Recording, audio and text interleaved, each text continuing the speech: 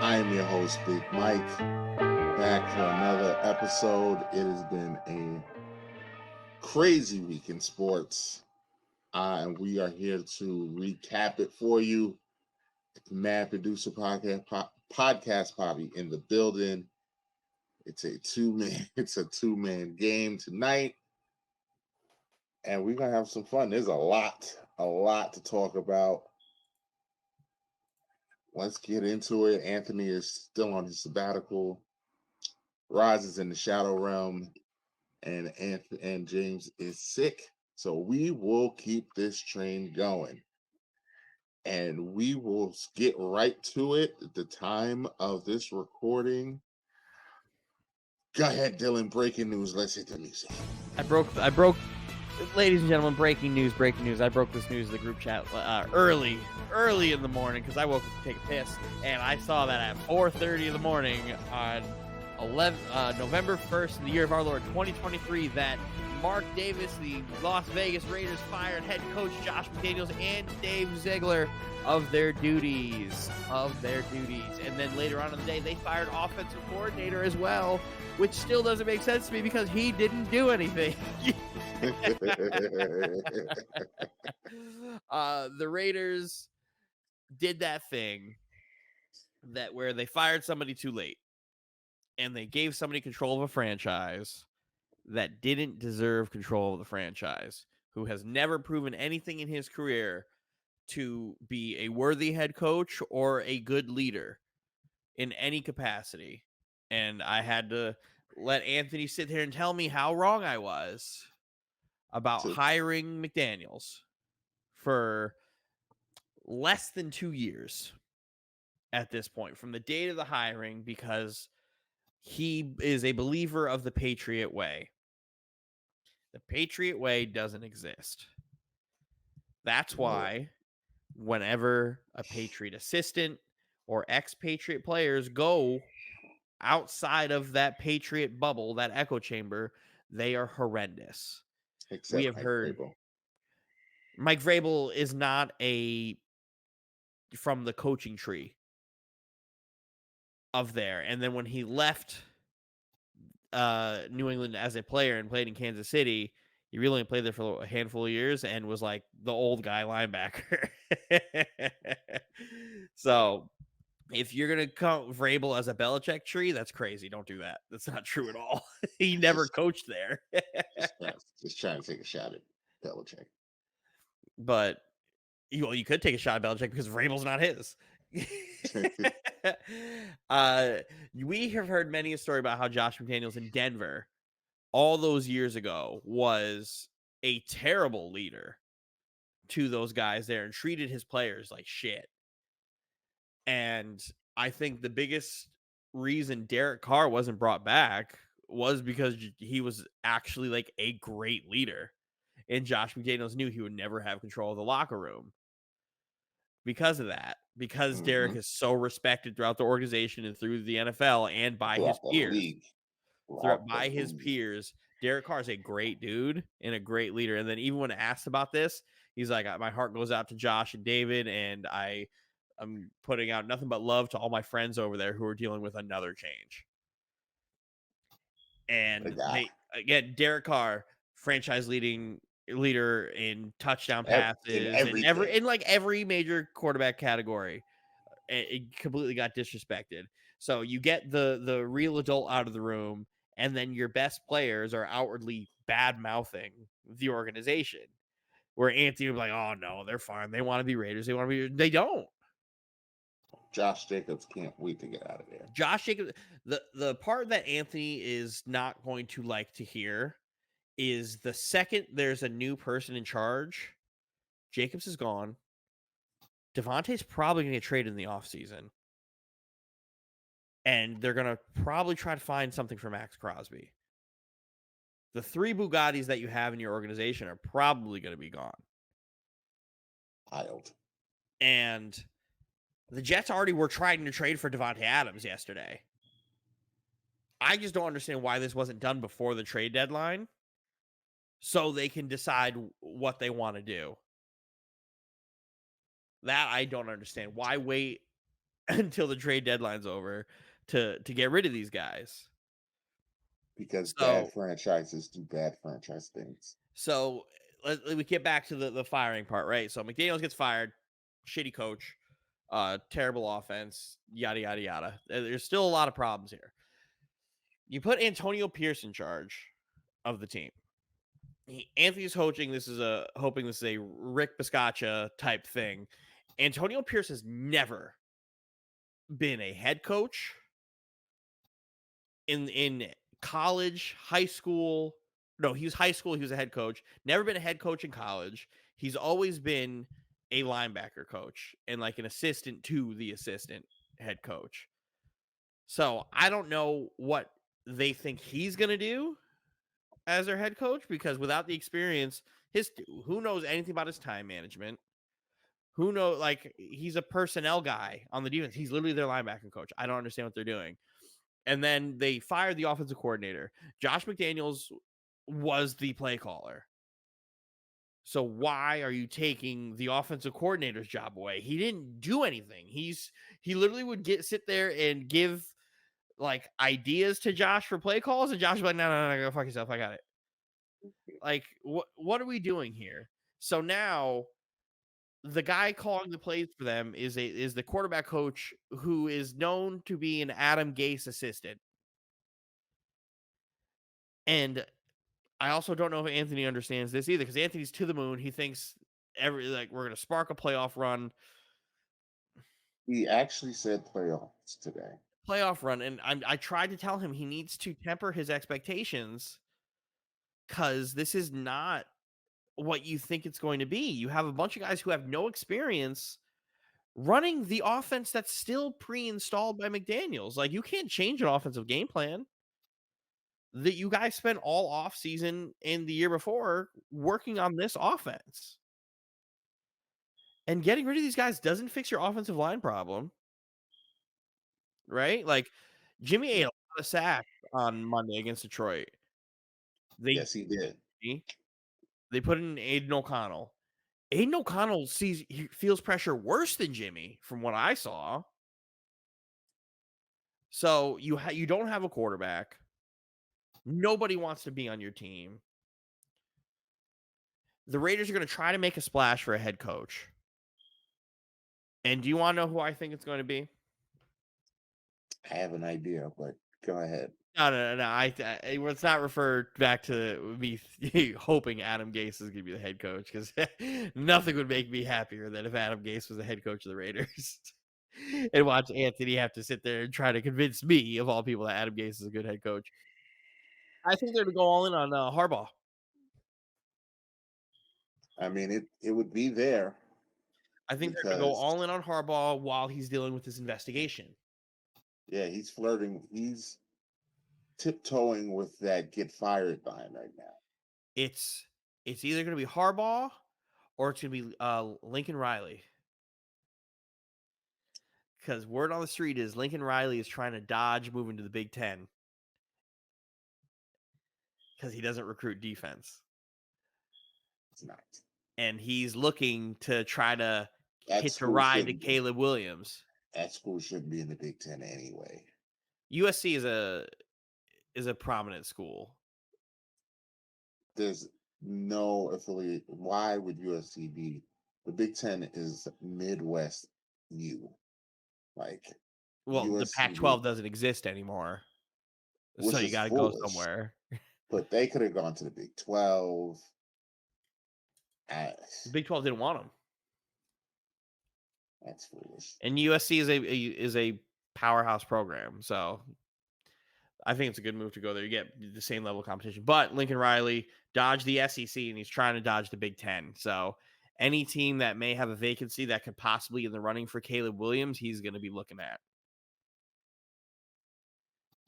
But I think they're going on one of those, and it's going to be kind of the same thing we saw with Sean Payton, where Roz is one of those guys like, oh, you got to throw everything at Harbaugh. Who says Harbaugh is going to be a good coach?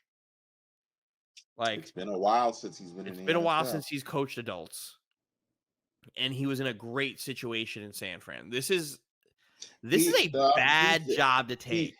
He did build that franchise though. That It defense was wasn't, already there. That's the but it difference. wasn't like they was winning before he got there. They were No, not. they won 2 games less than what he won when he first started there. So you don't think Harbaugh had anything to do with that team turning around? No, I think it definitely helped change stuff, but he inherited a lot of great pieces. So, like, the talent was there. It just needed to be used, and the team, I don't think, was as bad. The problem is Harbaugh left San Fran right when they got rid of all those players. Right when, like, Navarro Bowman, Vernon Davis, Frank Gore, Cap, Crabtree, all those guys, when all those guys started leaving, he dipped out. So we never really got to see him outside of, like, an elite team in the NFL. And this Raiders job is a bad job. It depends. It depends. This is a If you bad job. if you don't get rid of everybody and you just look at this team on paper, there's talent on this team. But there's a lot of work that needs to There's, get done to it. there's work that needs to be done, but there's talent. It's not like Carolina is. There's nothing there. Like that's built. He's No, building that. there's stuff there. He's building that franchise from rubble. They have a good foundation there. I don't think you're building the Raiders from rubble. They need a I think you quarterback. They need a quarterback and an offensive line and just better play calling. And there's talent there. Myers can play. Jacoby Myers can play. Jacoby Jacobs is Myers very can play. good. Devontae is still there. Max Crosby is still there. Like there's talent. There's talent on that team. The problem It is just that needs to be formed. that defense is Max Crosby and, like, bags of shit. It needs Like, work. I'm not saying they don't need work, but they are not very, like, they made some good plays against Detroit to, like, keep them from scoring, but, like, there's a lot of work that needs to be done on that defense. And that offensive line is dog shit. And Jacobs and Devontae already want to be out. So you're going to lose one of them because I think Devontae is going to do that thing that Randy did before he got traded, where he just kind of just like, I'm just not here, bro. Like, I'm sick of this. I just don't want to be here. And if that happens, there's no turning back, and they're going to have to eat that. And if they're going to do that full reset, you might as well find Devontae at home, find Max at home, eat that salary so the next year you have money. This job screams Steve Wilkes is going to get this job and get fired after a year. I think they're getting rid of Max Crosby necessarily. That's like, Max Crosby's young. You might want to keep him. But if he starts voicing displeasure, because he's the only one who really hasn't said anything. He's the only, like, star player on the team who hasn't said anything. Well, I mean, that could be a good thing. Maybe he's a Derek Carr-esque. Well, Derek Carr would come out and just be like, would defend the organization or the locker room. You've got Josh Jacobs getting asked, oh, what does the team have to do to be more productive? And he goes, that's not my job. You have Devontae Adams just sitting there, like, I don't know what to say. They hate Josh McDaniels. He is gone.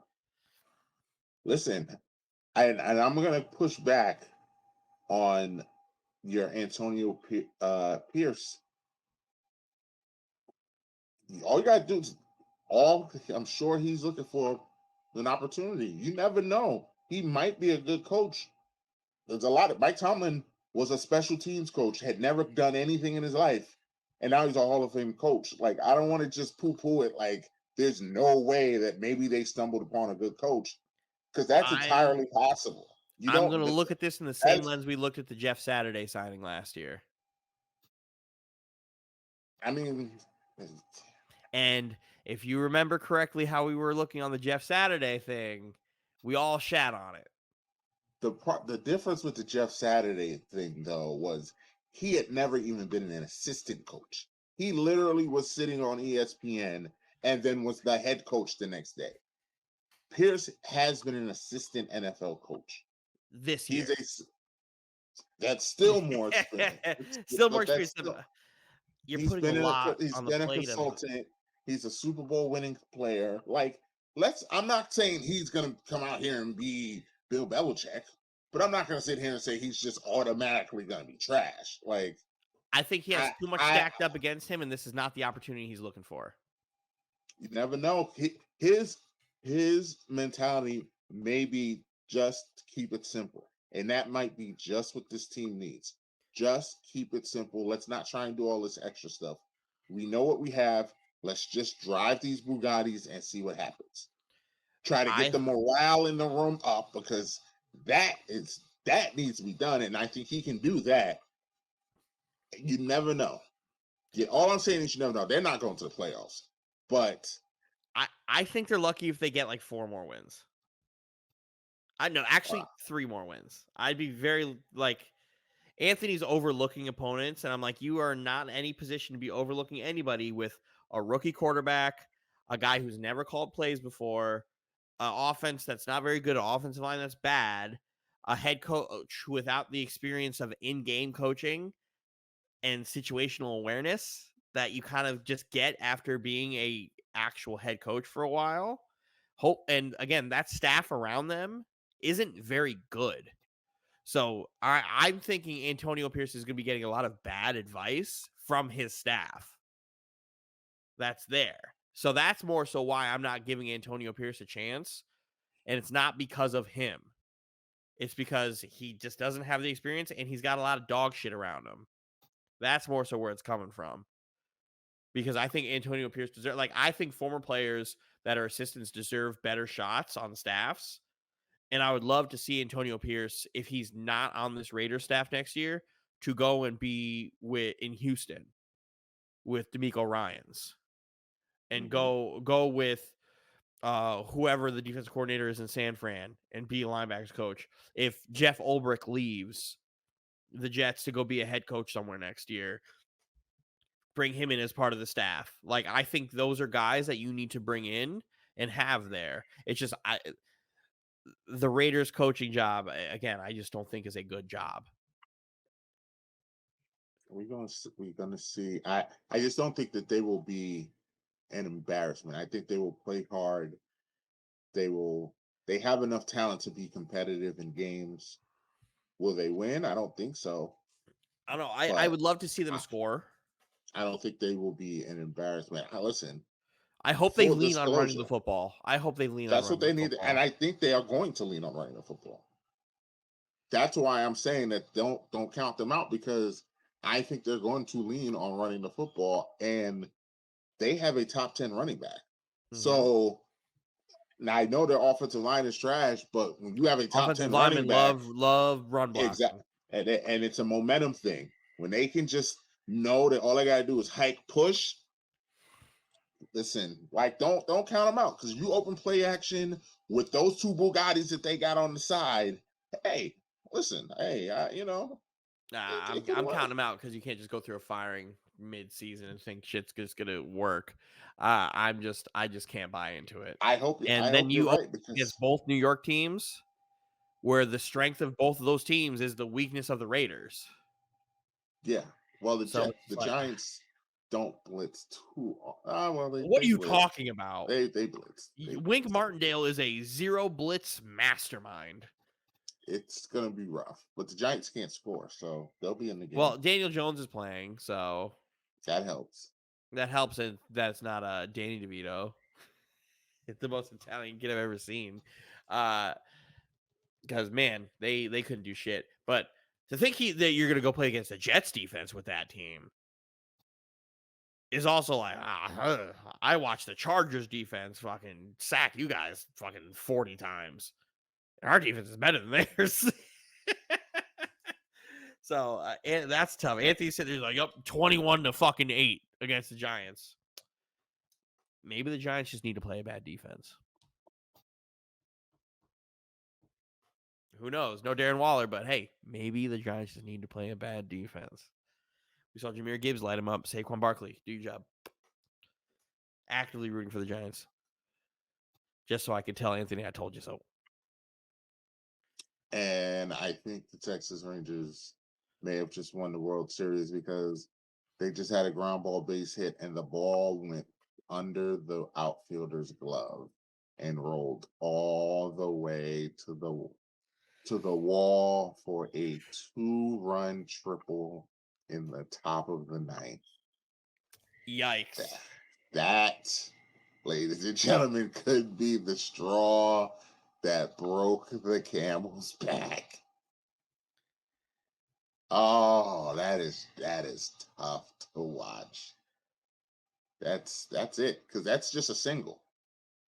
That's probably bases loaded, no outs. It's still a 1-run game. Maybe you can sneak your way out of it. Now it's 3-0, runner on third, no outs. This game is over. The air just went out of the building. Whatever air was left of this building is gone. So, speaking of the Jets and the Giants, would you like to talk about your experience this weekend? Not really. Not really. Jets, Giants, if you was with us last week, me and Roz went to the game. I mean, we had a good time. It was a downpour the entire game. I was drenched, cold, and the Giants still managed to have the lead. Got a 4th down stop with a minute and some change left. And on 4th down, 4th and 1, instead of going for it to ice the game, they went for the kick. And that angle does not even do it justice. Being there live, he completely shanked that kick. You want to know why he shanked it? That guy right there jumped the fucking center and just disrupted it completely. Because if he would have went head on, that's a block. For his second missed kick of the night, of the day. He hadn't missed multiple field goals in a game in like 5 years.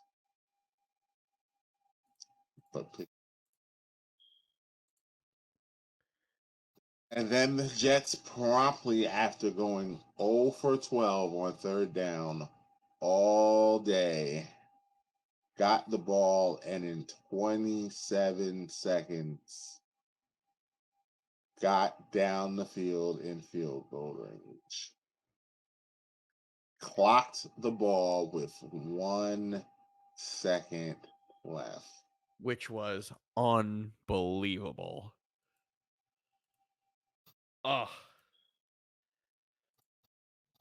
Unfucking believable, because the Jets lose games like this in this fashion all the goddamn time. And for whatever reason, the Jets have the most 4th quarter comeback wins in the NFL this year, which is just unbelievable. The defense is good. We love the defense. Garrett Wilson is also very good. We love Garrett Wilson. Breece Hall is very good. We love Breece Hall. 2-run home run, Texas Rangers. 5-0. Do you want to know? Do you want to know a fun fact, Michael? No. Did you? Well, I'm gonna tell you anyway. Did you know that I had more positive passing yards than the Giants quarterbacks did? I passed for more yards than the Giants quarterbacks. Well, and I didn't play. When the Giants threw the ball, I believe, 4 times in the entire second half. 2 for 7 was Danny DeVito. 2 for 7. And a few of those were screens. They were the 2 he completed were in overtime after the Giant fans were chanting, "Let him throw." Yes, because we were all there watching the Jets stack the box, and we were all screaming, They're begging you to run a play action. They're Jets who don't blitz just they're started blitzing all the time. begging you to run a play act. They're daring you to just do it one time. One time. I promise you they will back up if you do it one time. The problem And is, the in Giants the third refused. quarter, there was a pass that CJ Mosley tipped. That would have been a touchdown if it didn't get tipped by Mosley. Like, that was a touchdown. That was the situation. And Daboll was like, nope, not doing it again. And then you guys are like, oh, let him throw. And Daboll was like, all right, bet. Throw behind the line of scrimmage in overtime. Don't even try to advance the ball. It got to the point where it was predictable. Rods was literally calling out, they're going to give the ball to Saquon. They're going to give the ball to Saquon. They They're gave going it to to give like the ball to 45 Saquon. times. They're going to give the ball to Saquon. Oh, they're throwing it. Guess who they're throwing it? They're throwing it to Saquon. They're not doing anything except give the ball to Saquon. The That only non-running back who caught a ball was Darren Waller, and then he got hurt. No wide receiver got targeted. Like, because Tyrod was running for his life when he was playing. Running. Because he didn't complete a ton. He caught one pass to Waller. We were joking because we were like, I guess Tyrod is going to have to be Michael Vick today, and then promptly was turning into Michael Vick before our eyes, and then he got hit. Then he got hurt. I'll tell you what, the Jets defense has played Tyrod a bunch over the last couple of years in preseason, and it always ended up like this. If you would have said, hey, Tyrod was going to get hurt against the Jets, I would have said, that's not really a shocker. It happens every time we play him because he gets hit so much when we play him. Like, in preseason when we played him, that first quarter he was playing, he got destroyed. And that basically was the same offensive line that was playing in that game. So he was getting killed. It sucks to see him go down, though. I didn't want that to happen. That's me being the guy I am. I don't root for injuries. Even if I'm playing against a team and I hate the team, I'm not going to root for an injury unless you're Tom Brady. But I was really, like, I knew it was serious immediately when he, like, got up, sprinted off, and then immediately left. And it's like, oh, 5 minutes later, oh, yeah, he's on his way to the hospital. Mm-hmm. Tyrod was the best quarterback on that team, and it sucked for him to do that because Tyrod has never actually lost a job. Nope. Tyrod always loses the job over bullshit. So it sucks because I like Tyrod, and he was good for Daboll. But now Daboll looks like he's so in over his head right now. I wouldn't say that. But in how he's handling like the sideline, because last year he wasn't like this. He's actively like freaking out on the sideline, and is just they didn't give him the help that they needed. From what I've heard, this is very much in character for him. The problem was Giants were winning last year, so you didn't have to see it that often. It's not even that they were winning; they were just being competitive. I was about to say, and literally the only game the Giants got blown out in last year was the playoff game to the Eagles. No, the Cowboys. Which Cowboys game? Both of them. Both of them. The Cowboys beat the dog shit out of the Giants both times they played. They didn't get blown out often. So there's a handful of games. So, like the Giants and the Eagles, I think promptly beat the shit out of them. But they didn't play a lot of good football teams last year. I have to look that up now. Yeah, this is him. Like, I knew he was a firecracker. I just didn't expect it out of these games. And then I know you have Danny DeVito in there. And yes, we know his name's not Danny DeVito, but it might not have mattered. We all know his name is not actually Danny DeVito. We know it's Tommy, but like it didn't matter if Danny DeVito was back there or Tommy DeVito. It was the same result. But like, you don't even make a shot to try to advance the ball. Dylan, they lost to the Cowboys by 23-16. They lost to the Seahawks 27-13. The Lions beat them 31-18. Then they lost to the Cowboys by 8. Then the Eagles blew them out and then they lost to the Vikings by 3, and then the Eagles blew them out.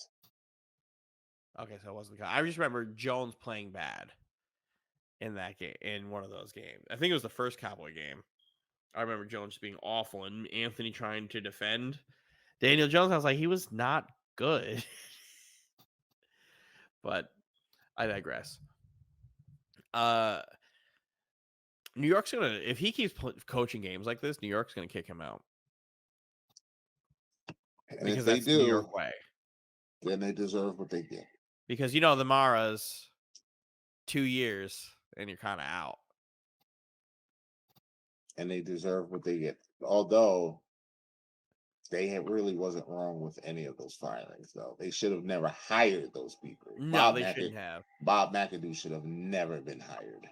If anything, the GM of the Giants, I think, should be fired. If anything.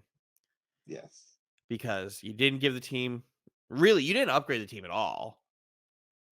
You didn't really upgrade the team. You pissed off the best player. Yeah, you paid Daniel Jones instead of paying Saquon, where you could have just paid Saquon and tagged Jones and see what he gives you. I don't want to give Daniel that much money, though. It's the same thing he would have got, but for 1 year. So, like, now you're stuck with him. Because then if he performs this year, then you have to give him a raise. Because then he's going to want more money. That's the welcome to quarterback world. That's what happens. I'd rather you do the tag on him and you see if he's still about it. And then if he performs like he's performing right now, you know that, like, hey, we'll just rock with Tyrod. And then whatever happens, happens. If we end up with a top 10 pick, there's like 5 quarterbacks in the draft. We could just pick one. Who knows? Maybe Michael Penix Jr. will fall into your lap. The way the Giants are playing, he still might. He still might, because Caleb's out. Caleb's out unless the Giants go full tank. Which I don't think they will. Because that means you just have to fire everybody. They're not. That's not going to happen. I don't want Daboll to get fired. I'm going to preface that with Daboll with that, because I like Daboll. I'm just saying how impatient New York is. He would have to lose every game for the rest of the season to get fired. If they were to have a top 5 pick, I think he'd be fired. I don't think so. I think they would seriously consider it, because I don't think it. What world do we live in where you go from winning a playoff game to then having a top 5 pick? Because the Giants are going to scream injuries. Doesn't even matter. Where? Where on your offensive line? The offensive line is bad healthy. The offensive line is bad healthy. The offensive line was beat up.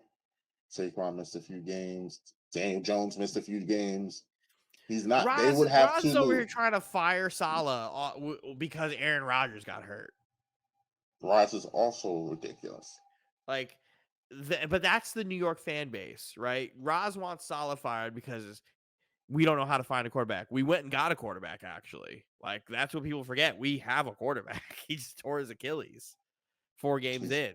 He's going to play in about 8 weeks. No, he's not. Don't do that. Don't do that. If he steps foot on this field this year, fire everyone. And I will put me on the spot and say that if he plays, fire Douglas, fire Saleh, fire everybody, because that's just football malpractice. What are you doing? Don't do that. If the Jets were to make the playoffs, let it rock. There it is, Dylan. I hate to interrupt you. Breaking news.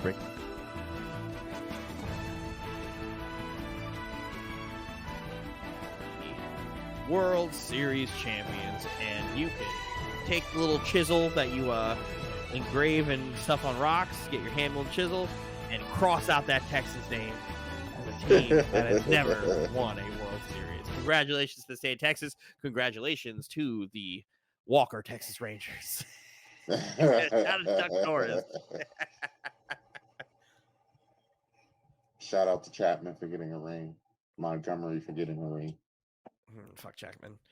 My favorite part about Chapman pitching is they just didn't use him as a closer. They use They him as a just setup man. he just used him as a setup, and I was like, But they have a very good closer. yeah, that's what I was like. They used him as a setup. I was like, I would have loved to watch Chapman close out some of these games, watch him crumble, but just to prove a point, just to prove a point. But if he did, even if he did mess up, they're like, oh, just pull him out and put the better pitcher in. So shout out to them. But yeah, New York fans are fickle. I still think the Giants have a chance against the Raiders. I If think they're Jones gonna can play, if I Darren think they Jones have a plays, chance. I think they're gonna win. Without Waller, well, Jones couldn't find Waller to begin with. So what the fuck am I talking about? If Jones could just find Saquon, and if they could limit Jones getting hit a little bit, the Giants could win that game. I'm rooting for the Giants this week. Sure. I would think hate you would. Anthony. I think you would want to root for the Raiders though, so that you don't catch an angry Raiders team. I don't give a fuck about that. That's such. I hate that. I hate when Anthony says that. We're 2 weeks out, so what is the bet with you and Anthony? If I win, he spins the wheel. If the Jets win, yeah. Are there any points or any no adding stipulations? Mm-mm. You got him to bet outright. You know what the worst part about this bet with Roz is? The Giants covered. They did. They lost by 3. Yeah, they lost by 3. They covered. They lost by 3. Just like I said. I'm glad I didn't pick Jets -3. I'm very glad I didn't bet Jets -3. I did have Saquon Barkley as an anytime touchdown scorer in one of my parlays that I hit every line of, except for Saquon Barkley anytime touchdown scorer. So when Danny DeVito walked that touchdown in, I was screaming at my TV. Not because the Giants scored, because it wasn't Saquon Barkley. He scored that touchdown right in front of us. Yes. What a moment. And you probably felt Roz deflate. He did. Fell into his chair. He was angry. He was upset. Yeah, I've never heard him say fuck anybody. But he goes, I fucking hate Zach Wilson. and Roz doing the thing where he just is willing a loss. And the Jets are like, nah. He had accepted defeat. He knew that game was over. He was already complaining that the only reason that they lost, he's not going to say it now, that the reason that they lost was the drive that the Giants scored a touchdown were 3 bad personal foul calls. They were some bad. There were a couple bad ones. That personal foul call on Jermaine Johnson, like he was still up. Like, what are we doing? Which one was that? The one in the red zone. The first one in the red zone where he got clocked for unnecessary roughness while DeVito was like getting wrapped, but was still up. They blew the play whistle. Wasn't full dead. The play wasn't dead when he got hit. That's the thing. It wasn't dead when he got hit. And they called it because he hit him, and then they blew the whistle, and then they threw the flag. That's why I was like, that's not a great penalty. Like, every other penalty, absolutely a penalty. I'm not going to sit here and fight you on those. But there's a couple that you could point out. That's one of them. Ross doesn't think the one where he hit him in the back of the head. He didn't think that was. No, that's a penalty.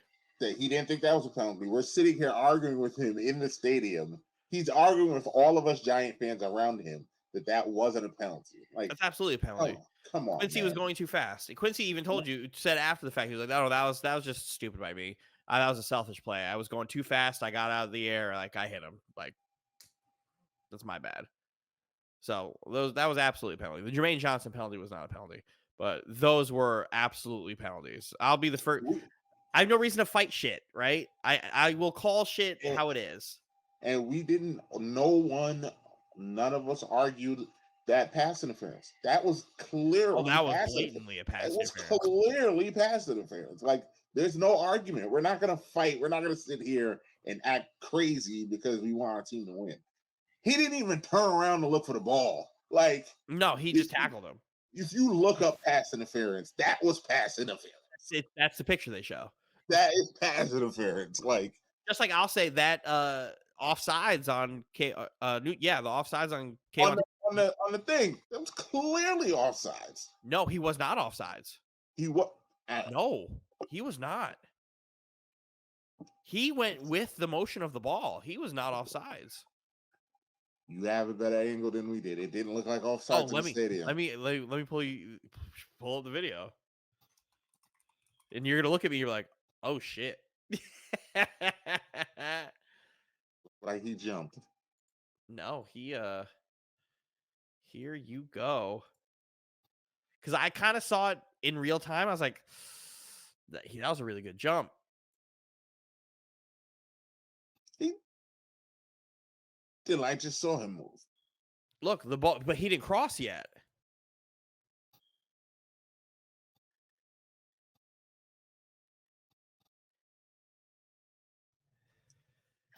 That's razor thin. That's close. That's why, like, in real time, I thought that was just an awesome jump. And then I saw the flags. I'm like, oh shit. It's a really close margin, but Well, that makes me mad. I conceded that call. He looked like from our angle that he jumped. Now seeing it from a different angle, that was bullshit.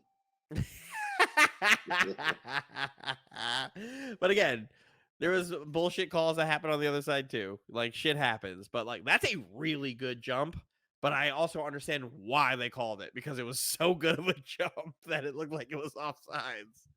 And it must be it was a bad day to be somebody who hates on Kayvon Thibodeau, especially if you're Roz. Tibbs was on fire. Tibbs had 3 sacks, like a forced fumble, like 5 TFLs, 9 total tackles. Tibbs was on fire. Tibbs had a great game. And I bet you when Bryce Huff got that sack, he was like, Bryce Huff better than Tibbs. And then Tibbs comes out and is like, hold my beer. He didn't say anything. Actually, like I said, he was just in his zone. That's why it's like, as much as he likes Bryce Huff, he has all these pressure numbers. Kayvon Thibodeau has like 3 times the amount of sacks that Huff has. Does he think Huff is better than Tibbs? Yes. Do you? No, because my thing has always been Bryce Huff doesn't play the same volume of snaps. So Bryce Huff's numbers are inflated because he doesn't play as much because he's a rotational rusher. They don't ask him to do what they ask Tibbs to do. Tibbs plays every down. They don't. Tibbs plays like 90-something% of snaps. So yes, Bryce Huff is top 3 in the NFL in pressures as a whole, but he doesn't play the same volume of snaps that everybody else does. I don't think he's as good as Tibbs. I think Bryce Huff is very good. I don't know if those numbers will translate if you were to double his snap count. But again, if you're just looking at the productivity out of it, where you're looking at Bryce Huff having, I think, maybe 3 sacks on the season, and Tibbs has like 8.5, how do you argue that? You can't. And that's where it's like, I'm a realistic Jet fan with things. I don't like to overblow things too much. I'm very real with how things are. I can admit when players are better and all that stuff. I think Tibbs is good. Tibbs is not very good in the run game. He was that day. He was very good in the run game that day. Jets couldn't run nothing. No, but you guys couldn't stop Breece Hall in the pass for 50 yards. So who gives a fuck? Touchdown. Breece Lightning. So yes, terrible experience. An ugly win, but I'd rather an ugly win than a pretty loss. Because at the end of the day, a W is a W. When you look back at the history books, you're not going to care how it was won. All you're going to see is the W, and the Jets' 11-year win streak against the Giants continues.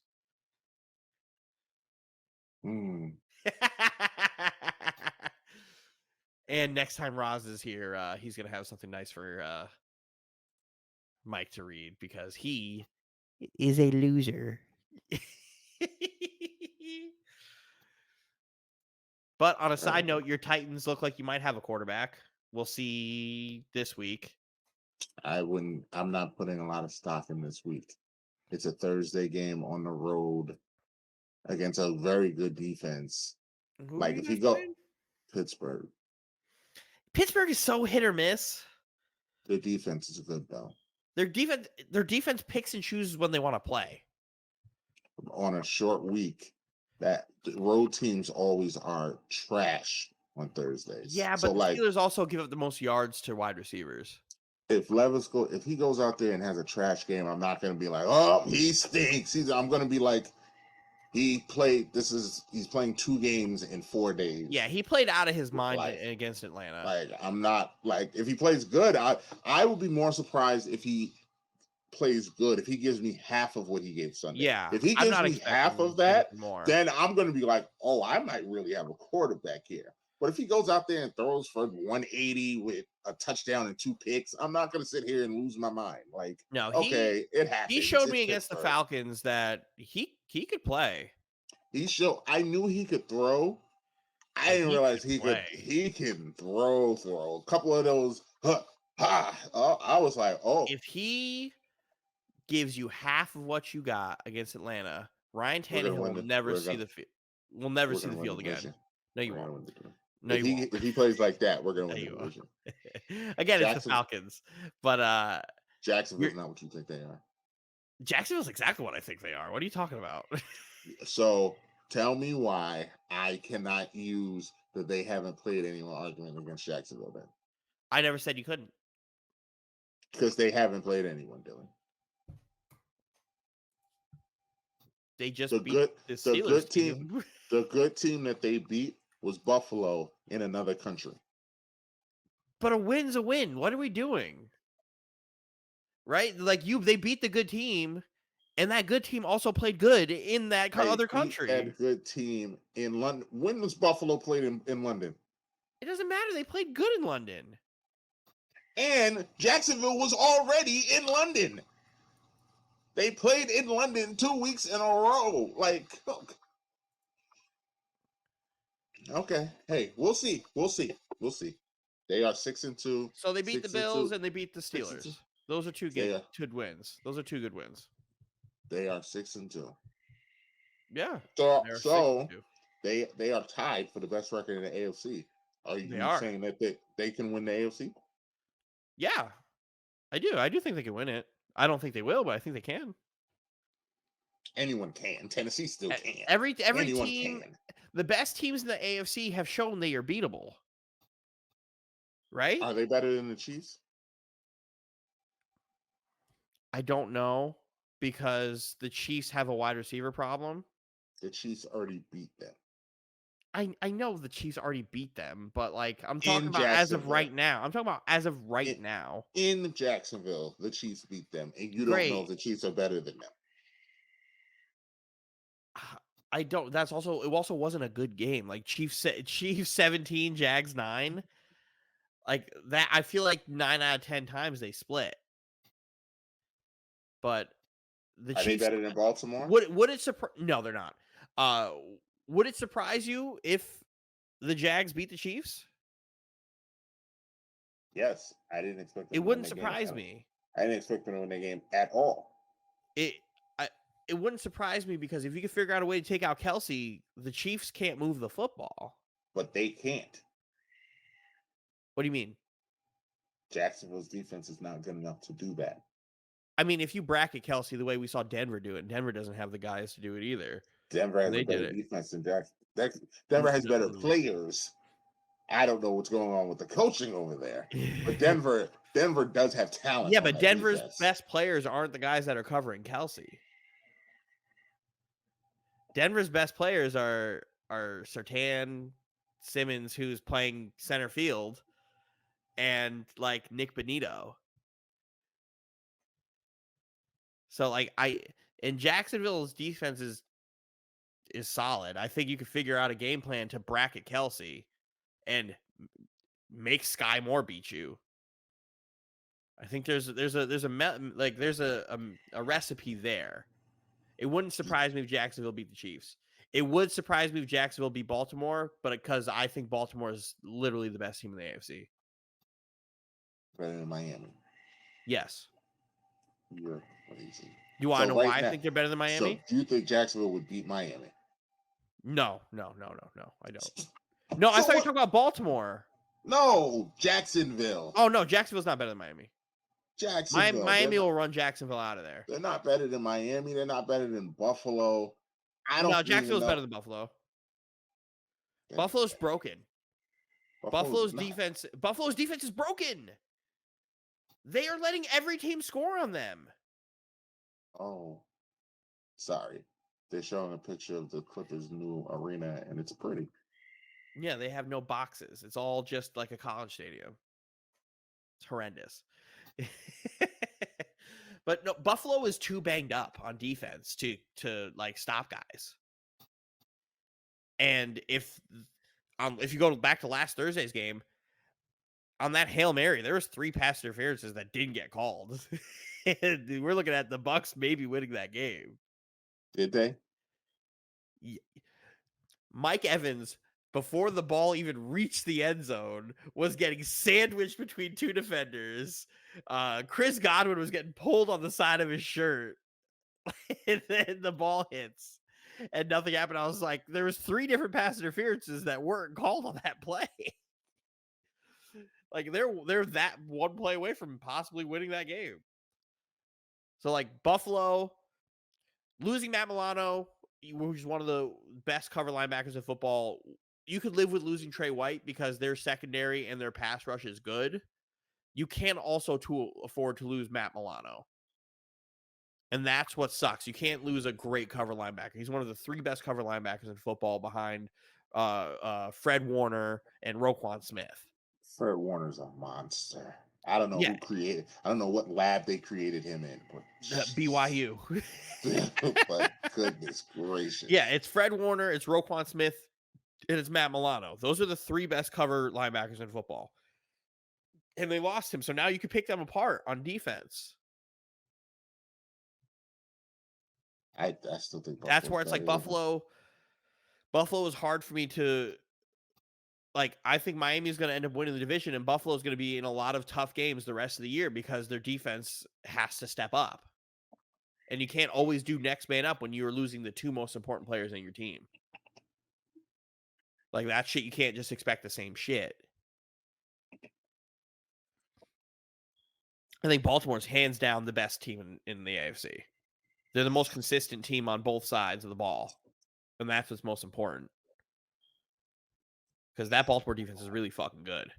It is really good. Lamar's playing. And Lamar's quietly having an MVP season. Mm-hmm.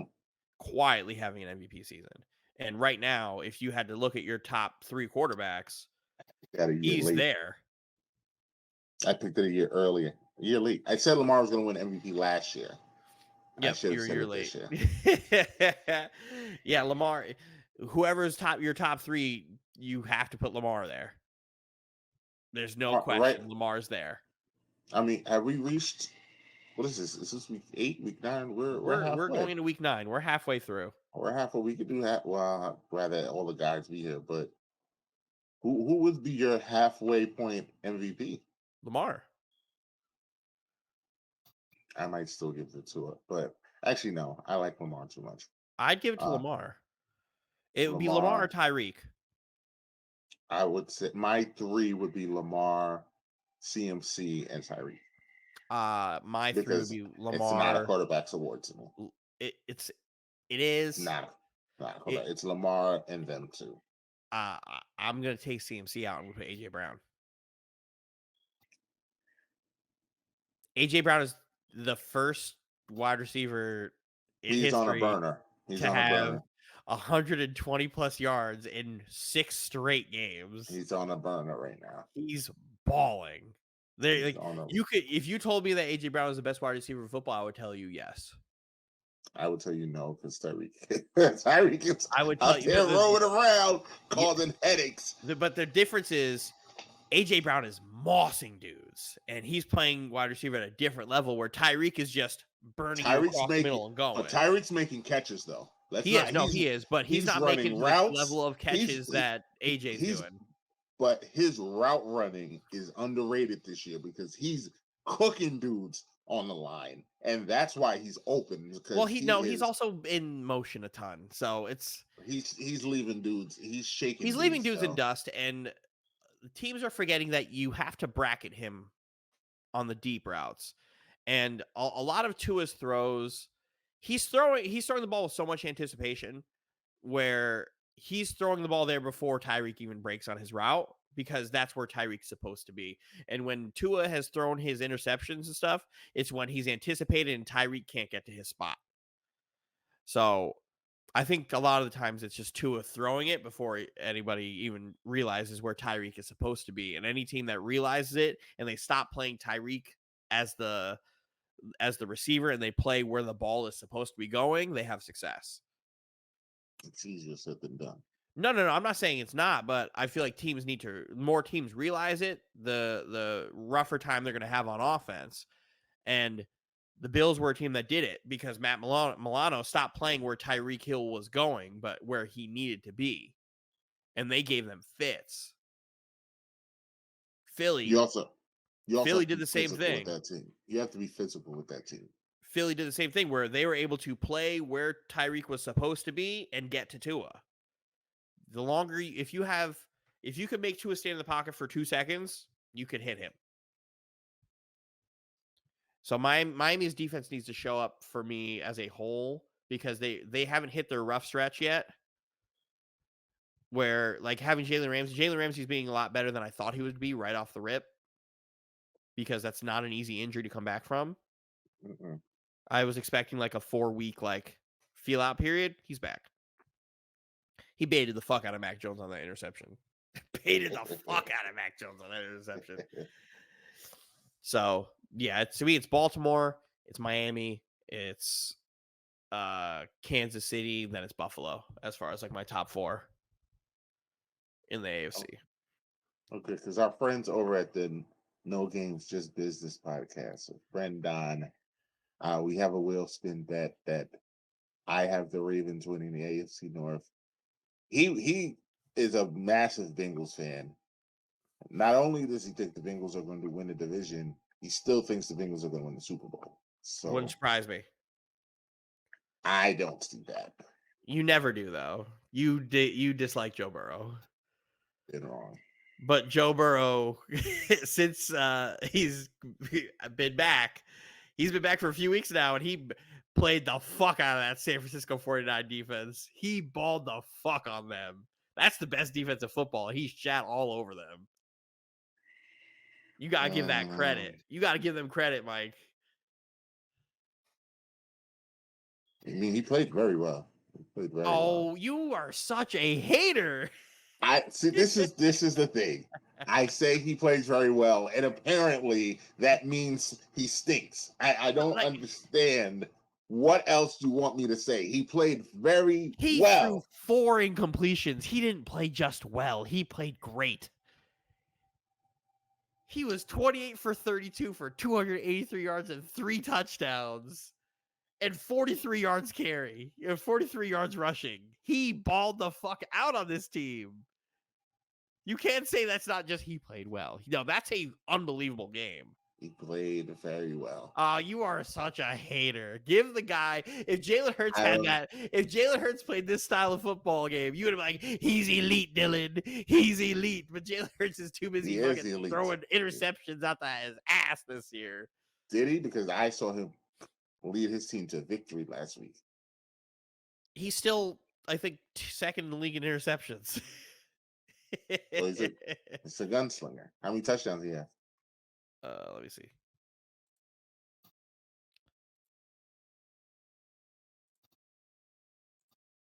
He had 2 touchdowns last week. His stats for the season, he's finally in the positive. He's 13 touchdowns, 8 interceptions. That's bad. 13-8 is bad? Yes, that's actually very bad. That's actually very bad. I want to put this as a preference. He had 6 interceptions all of last year. Yeah, he's got more interceptions than he did last year. But what if he throws 6 for the rest of the year and he throws 20 more touchdowns? Then what? That's still not very good. If he has If he throws 30 if he throws 20 and 6, that's going to be like a better 30 number, but that's then going to be 33 he would and like lead the 33 and like NFL in 12. interceptions. He would lead 33 and the like NFL in 12. interceptions if he did that. And That'd he be has 8, 3 so if he threw 6 more, it would be 14. so 33 to 14, and you're Yeah, saying that's bad. that's almost a 50% ratio. Yes, that's bad. You don't want that. If he was 33 and like 8, I'd be like, yes, that's fantastic. No one does that except Aaron Rodgers, Dylan. No one does that. Oh? No one does that but Aaron Rodgers, and apparently Golf, who just doesn't throw picks anymore. But no one does that but them two. Everyone throws picks. The key is to keep it under 20, somewhere in the I mean, teens. yeah, if you're Jameis Winston, the key is to keep it No. under 20. The key, if you're a quarterback, you gotta gotta keep it under be- 14. You got to be somewhere gotta between keep it 10 and under 15. 14. You got to be 10 to 15. If you're 10 to 15 and you're throwing 30 picks, 30 touchdowns, you're fine. Right now, if they were to end, since we're halfway through the season, so it's safe for us to say we could just double these stats and see where we're at, because that's fair, right? If that's the projection, 20. Well, if you he'd be double on it, pace for 26 and 16. That's not good. That's awful. But that's us just projecting based off of the half of football that he's played. And that he won't get better. That would be bad. Which I think we can agree he has gotten better as the season's gone on. He's playing a lot better than he did in the first 4 games, because he did not play well in the first 4 games. I could actually make the argument that the last 4 games are worse than his first 4 games as far as turnovers go. But no, I can see what you're saying. That's just because he had 4 in his before the Commanders game. He had 4 interceptions in 2 games, not even counting fumbles. So it's like, okay, that's and a lot of that was against the Jets. He had 1 bad game against the Jets. If you take that Jet game out, his numbers. What are his numbers then? 13-5. Would you take that? Would you take that, or does that also suck? But no, I would take 13-5. But the thing is, you can't take that Jet game away. He had a bad game. He had a dreadful game. He had a bad game. The worst game of his career. But no, like, is Jalen Hurts? Who would be your top 3 quarterbacks in football right now? Patrick, Lamar, and Tua.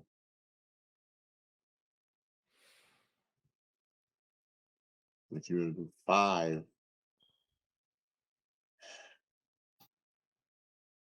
Patrick, Lamar, Tua.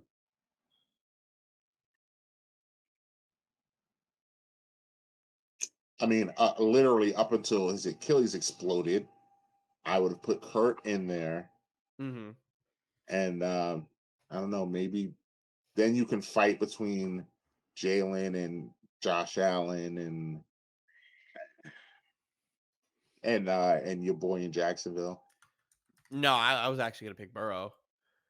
I don't think he's only played good with 3 games. I can't say he literally, and I don't even know if it's 3. I might be being nice. It might be 2.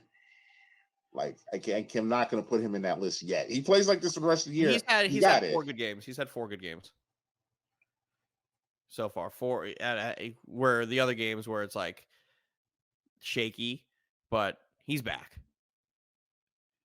That's why I say, after seeing like the last 3 games, where I'm like, okay, is he maybe back? Maybe is he back? And then the Seahawks game, I was like, maybe is he back? And then to watch him do it against Sanford, I was like, yeah, he's all the way back. Put him back in the top 5. Put him back in the top 5. If you can perform the way he did against the defense in football, yeah. Yep. Do it. Put him in there. But yeah, Kirk having his Achilles explode was made me think, man, good thing the Jets didn't trade for him. Because we would just get made fun of for being the only franchise who trades for 2 quarterbacks that both tear their Achilles. But that's circumstance because you never know. Like, I mean, he didn't get hit. He stepped on his foot. He literally was running and he tore it. So it's like that could have just happened. It just exploded. So that leads me to believe that could have happened at any time. Because fuck all that. Okay. Is that enough foosball? I think that's enough football. Because we don't need to talk about Sunday nights. That was dog shit. Raiders stink. Terrible. We did that. Raiders stink. The trade deadline. Eagles did good. Chase Young going to the Niners. I mean, that's good, but they needed help. I don't know if that's what they needed necessarily. I think they could have used something. Byard more than the Eagles could have. Let me tell you why they did that. Outside of Nick Bosa, they don't generate a pass rush at all. If I was looking at the PFF numbers and just watch some tape on the opposite end, he gets blocked by tight ends one-on-one. They leave him on an island with a tight end, and they don't get pressure. The only person, like Nick Bosa, may not be producing sacks, but his pressure are at a league high. Like, they're the same. The problem is they're not getting the pressure anyone else to just like funnel them into Nick Bosa to get the sacks. Chase Young does that. The problem is the Niners have Randy Gregory's contract. Chase Young's a gun for hire. Yeah, this is definitely a rental. He's a rental because he's a free agent at the end of the season. He's a rental. And they traded the compensatory pick, however the fuck you say that word, that they got for letting what's his face leave for Houston. I know The coach, DeMeco Ryan. Ryan. Yeah. Yeah, DeMeco Ryan. So they got him for free pretty much, if you think of it that way, because they traded a pick that they were rewarded. So they may fuck around and do something. The word on the street about Chase Young is he's lazy. Mm-hmm. Yep. And those boys in San Fran, they know how to play fucking defense. And I think rising tide raises all boats. I think Chase Young that's exactly where he needs to be. The Bears trade for Montez Sweat to start free agency early because they knew if they let him out there, they may get outbidded. So now they traded a second pick for him so they can just franchise tag him and try to sign him. So I like that move for the Bears because they weren't going to find a player better than him in the second round anyway. So Go ahead and get it. Commanders are a dumpster fire of an organization, but we all knew this was going to happen. Ron Rivera is going to get fired. Eric Bieniemy is going to go back to Kansas City as an offensive coordinator. Like, listen, everybody get fired. If the Raiders don't hire Eric, I mean, it's not a great year to come off from being Eric Bieniemy guy. They have to hire him. Do they? Yes. Because the offense he's running isn't great. He has no quarterback, and he's still Sam Howell's fine. Sam Howell's fine. Sam Howell's good enough he's serviceable. Like, and they have weapons there. It's just, why would we want to put Eric Bieniemy in a position to go to the Raiders when he's just going to get fired in a year? That's what happens. Right? Why would we do that? Let's not do that. Let's get Eric Bieniemy in a better situation. Not the fucking Raiders. Yeah, because the Chargers might open up. The Chargers absolutely might open up. Because Brandon Staley sucks. Terrible. That's why the Jets are 3-point underdogs against the Chargers. I'm all for every week, whenever the Jets are the underdog, take the number. Take the spread, because we always cover the spread, apparently. And Brandon Staley is dumb enough to try to hand us that game. And let's not forget, their quarterback's not that guy. Yeah. They tried to tell me on the No Games Just Business podcast that Herbert's a top 5 quarterback. No, he is not. Poppycock. He is not a top 5 quarterback. there's an argument he's not a top 10 quarterback right now. You think he's better than Dak Prescott? No. I just want to make sure I wasn't crazy. No, he's not. I was laughed do off I the think pot for Herbert saying is that. still very good? Yes. Do I think he's got a lot going against him? Yes. Because he has an idiot head coach and a terrible play caller. I agree. And I don't think that he's not good. When I say he's not that guy, I don't think he's clutch. I don't like that. Because I don't think he's clutch. That goes back to the play calling. Because you can only make shit work with what's there. And when the play calls are predictable and you're not using your guys the way you're supposed to, how are you supposed to make it happen? Right? It seems like I just think it's shitty because he deserves to have better, to have also progressed, where he's kind of still the same level he was at. Whereas the other guys in the draft have eclipsed him and have taken those steps because they have better play callers. Like, Tua is better than Herbert. Tua has an awesome play caller. Joe Burrow's better than Herbert. Joe Burrow has a good play caller. Joe Burrow also has a dog shit offensive line. It does it. So Tua also has a dog shit offensive line, and they play around it. I would say the Chargers have a better offensive line than both of those teams. Barely, but yes. Barely, but yes. And their defense sucks. The Chargers defense is terrible. Chargers defense is fucking bad. And Staley's a defensive head coach. So I would have CJ Stroud in my top 10 before I'd have Herbert right now. And I argue you. I would also have Trevor Lawrence in my top 10 before I have Herbert. I didn't know that this was where this was going to go this season, but I may agree with you. Because all the guys you named aren't.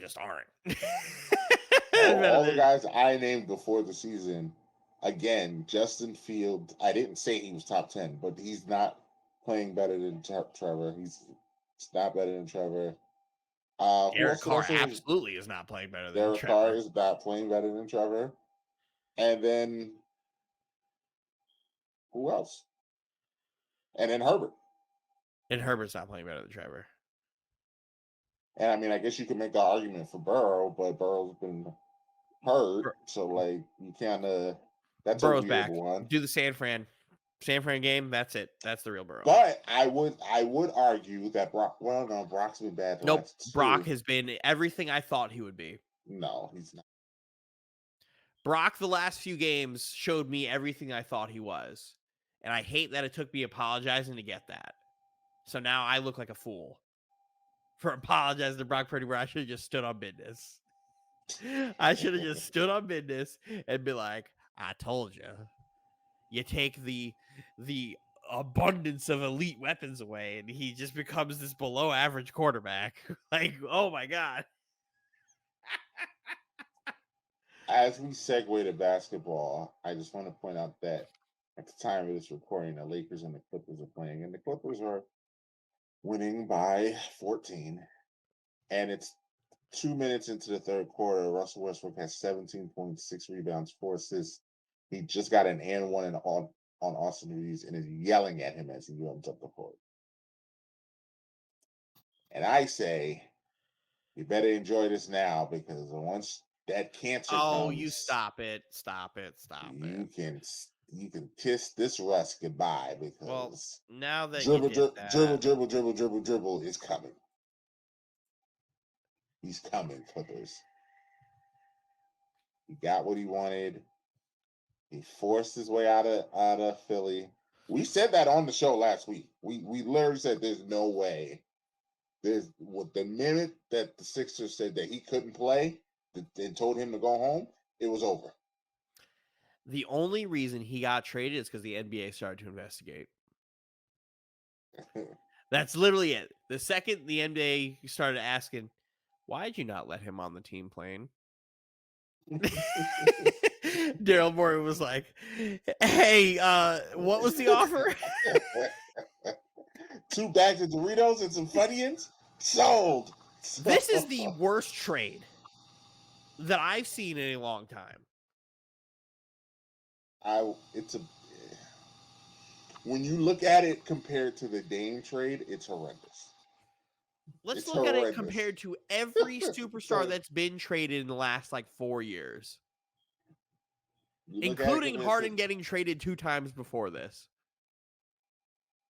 This is the worst trade I think anybody has gotten a return on a superstar in 15 years. I feel like you're doing the most right now, but I can't think of anything else. Because what? Right, Anthony Davis trade, they got a lot of assets and young players, right? The Dame trade, that's a great trade. Players, like all you want, right? That Dame trade's a great trade. The Rudy Gobert trade, they at least got assets. That was a fleece. That might be the one, but I don't think that he's a superstar. But that was a fleece. That was a horrible trade.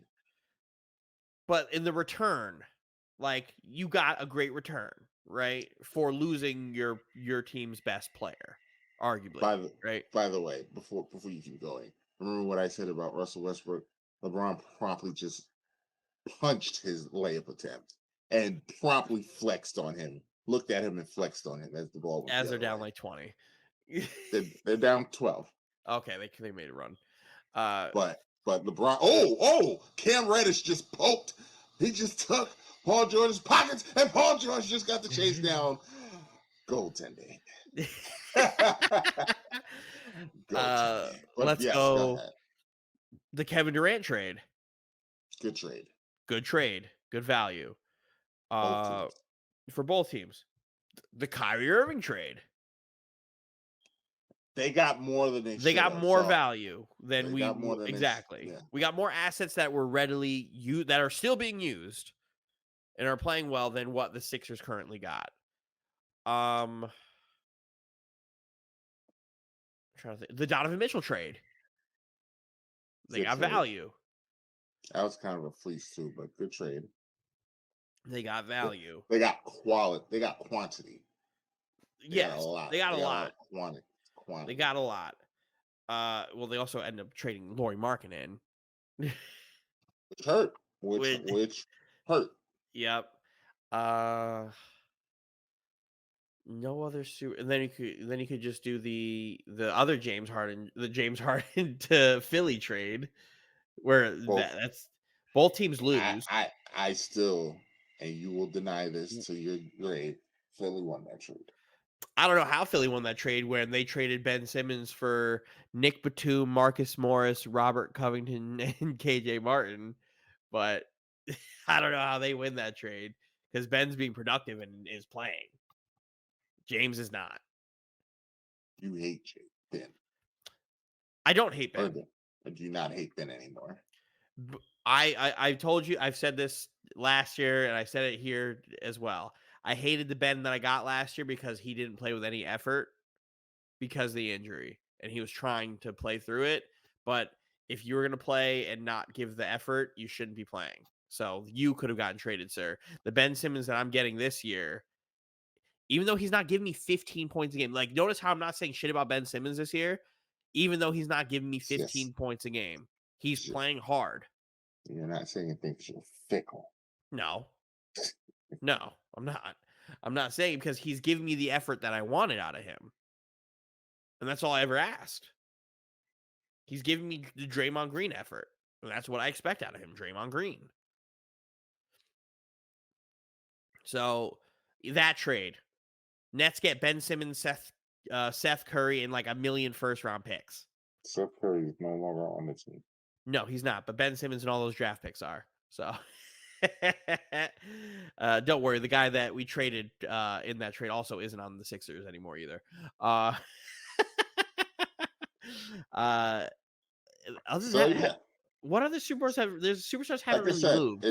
It sounds crazy when you say it, but when you think about it and break it down, you might not be far off. like I feel like this is the worst retrieval, like get back of the trade since the Nets traded for KG and Pierce and them. That's a horrible trade. That's still like the worst trade of all time. This is bad. It's not that bad, but this is, I think, the worst since then. That's a bad trade. The Kyrie Irving to Boston trade, What did they where give the up for that? Cavs got Jay Crowder, Isaiah Thomas on a bum hip, and like a trade exception, I believe. That is also That's a bad horrendous. trade.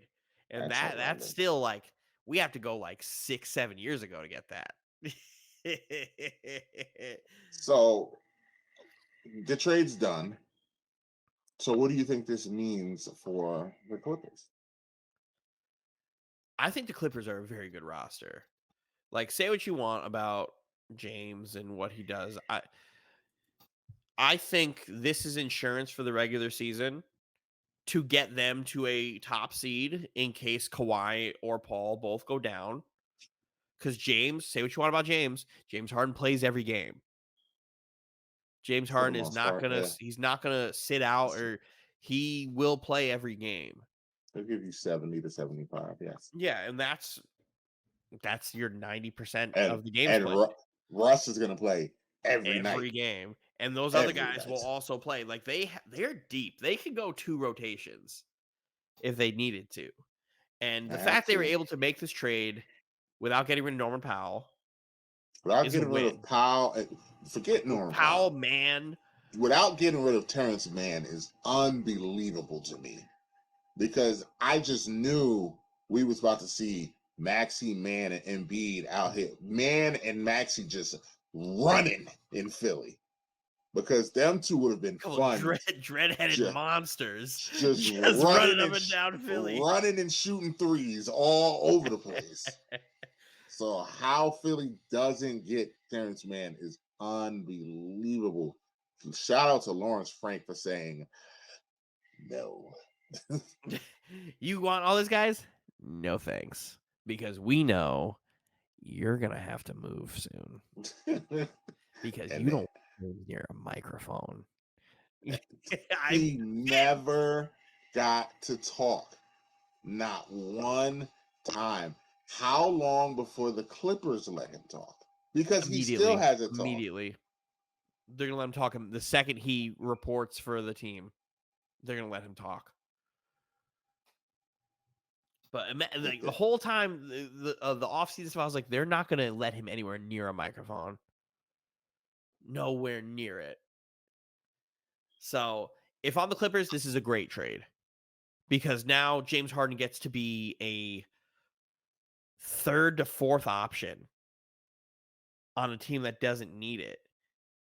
Until they lose a few games and he wants the ball because he thinks he's better than Paul George. No, but that's not even how he plays. That's not even how he plays. When he was in Brooklyn, he didn't play like that. He was the facilitator. He was the point guard. Because Kyrie was cooking him in practice.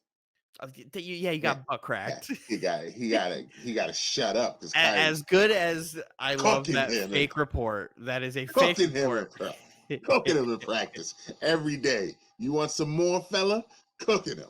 So what happens? He got to stand in the corner and he got to listen, because Kyrie and KD get the ball first. James Harden was the primary ball handler on that team. But he don't get the ball at the end of the game. You go stand in the corner and let us big boys handle it. If James Harden just plays the same way he played in Brooklyn with this team, they're going to run away. They're going to run away with it. They're not going to run away with it. Absolutely, because you're telling me the expectation for James Harden is, I maybe have to score 15 to 18, but I get 14 assists? Bet. Because you know who's going to get better because of this?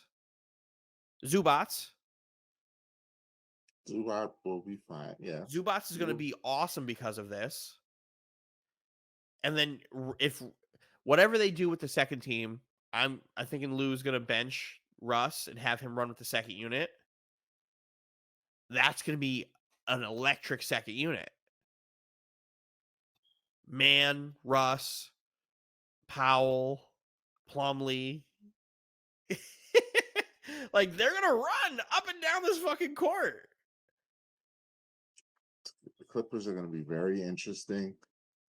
I think Russ is still going to start, but I think You they're going to can't start step. that lineup. They're going to You start Russ, fucking and can't. they're going to stagger the minutes. You can't do that. Why I hope not? Tyler. So who starts then? You give me who's their starting power forward right now. Let me take a look at this lineup that they give me tonight. So they started Bones tonight, and they have PJ Tucker. So you give me James Harden, Paul George, Kawhi Leonard, PJ Tucker, Zubats. And then your bench is Russ, Plumlee, Powell, Mann, and Bones Highland. Or you stagger and Bones gets less minutes. You're going to stagger. And Russ you is going to stagger start. Kawhi and Paul. You put Paul George with more Russ, and you put Kawhi with more Harden. Because Paul George and Russ just play so well together. They do. So you put those two together more. You put Harden and Kawhi together more. That way, Kawhi doesn't have to facilitate the offense. He could just be, hey, ISO, give me my thing, or I'll back cut, whatever, while James facilitates. You have a nasty, nasty fucking team. Like top to bottom. The only roster I think is better than this one or just as good as Boston. We can see Denver's still very good. Denver's still very good too. Denver, because of Jokic, is going to provide a lot of problems. But you can play like defensively. This team is also very good. Like I could see them giving the rest of Denver's guys problems. I know one thing. Don't sleep on my NBA Finals pick, the Los Angeles Lakers. I won't. I will not. I think the Lakers are also a good team. They're However, down 7. do you want to know a team that will absolutely get destroyed by this Clippers team? Oh, Phoenix? Phoenix. There's just a lot of wing defenders on the Clippers. That's it. But the And key rebounding. to that is Paul George has to defend Booker. Because if Devin Booker is getting off on Paul George, Phoenix can still win. Because Kawhi they're gonna have their hands wash. Exactly, and you would who's think gonna guard Harden and Beal. And who's guarding Beal? Harden? No, you put PJ Tucker. No, actually, you put PJ Tucker on Durant in the playoffs. That's the guy's gonna give him problems, and then you switch. So if you have Paul George and Kawhi flip flopping from Beal to Booker, PJ Tucker is playing tonight, by the way. I know, because James Harden is soft. Diva. As like I should hate him more than you do. I have a lot of hate in my heart for James Harden, but I can put that aside for like the sake of talking basketball. He actually quit on my team. Like actually, like on the court, quit on my team. In Sacramento. I'll never forget. You should hate Kyrie as well. I dislike Kyrie. I dislike Harden. He quit on your team. Their time. Kyrie ruined your team. I appreciate their time. And KD was a victim of circumstance. Although he could have been a better leader. But he's just a victim of circumstance. It's hard to be a good leader when you're not with the team because you're injured. That's where it's like. I disagree. Durant gets the least amount of flack for me. I disagree because I'm watching Aaron Rodgers do it in real time. It's different.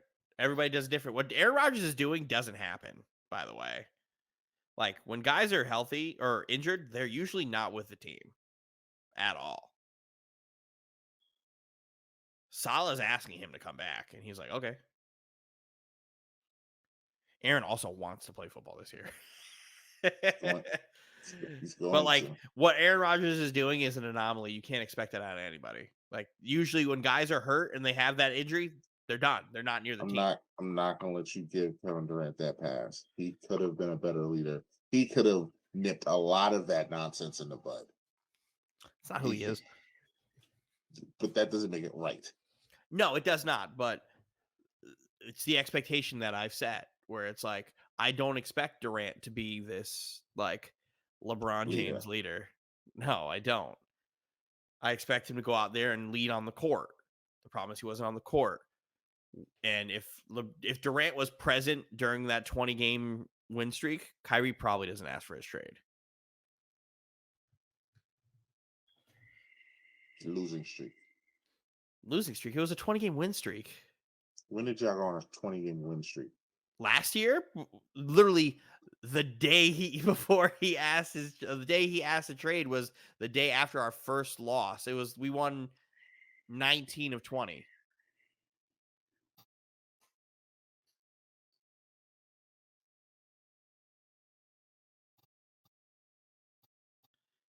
Like there was a run where the Nets were just rolling. That's why that Kyrie trade request came out of nowhere. Because we were just on a 19-game 20. We won 19 of 20. Why are we doing this? Like, why is this happening right now?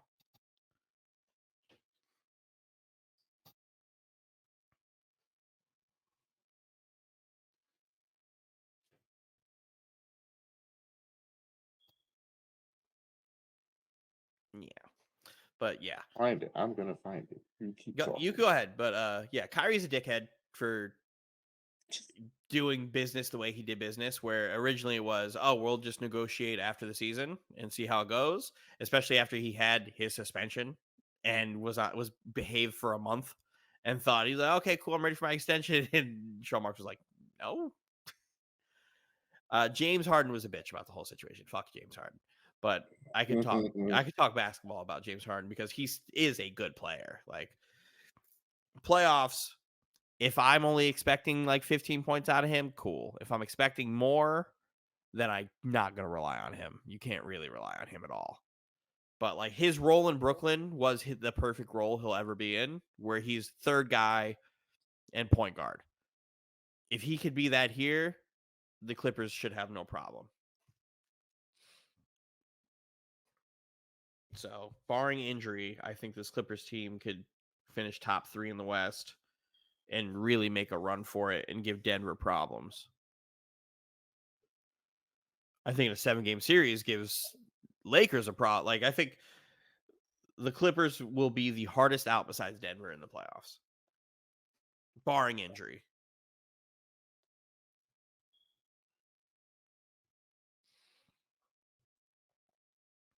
12-game winning streak. It was 12. When did he get traded? Yeah, it had to be. That's the longest one. Yeah, 12. He got traded in February. Oh, damn.